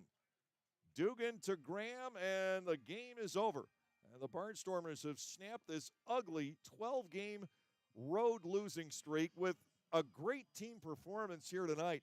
Even with the wins at Clipper Magazine Stadium, overall, this might have been the best game as a team the Barnstormers have played the entire season. 1 run in the inning on 2 hits with no errors, nobody left. We'll recap in just a moment our final score. The Lancaster Barnstormers 6 and the York Revolution 3. Localflavor.com, local flavor. Localflavor.com, local flavor. Excuse me, are you saying localflavor.com? Oh, yeah, it's where I save big bucks on all kinds of things. Home improvement projects, dining out, family fun, electronics, jewelry, clothing. I even bought my wife a fancy spa package for half price. Half price? Yep, you know all the deals you find in Clipper Magazine. I love Clipper Magazine. Well, they're all on localflavor.com too. And you can get them right on your phone thanks to localflavor.com's mobile app. Here, take a look. Well, this app is amazing. Look at all these restaurants, amusement parks, car washes, fitness centers. This is worth sharing about. Exactly. Localflavor.com online, the Local Flavor mobile app, and Clipper Magazine together. It's like a triple play. Do the cheer again. I'm in. Localflavor.com, local flavor. Come on, everybody! Localflavor.com, local flavor. Localflavor.com, local flavor. again, a great team win for the Lancaster Barnstormers here tonight. It wasn't one particular element of the Barnstormers game that won this one. But they hit well, they defended well, and by and large, they pitched well. Notching the 6-3 victory over the York Revolution, and the Barnstormers now advance the lead in the 2022 War of the Roses to 5-3.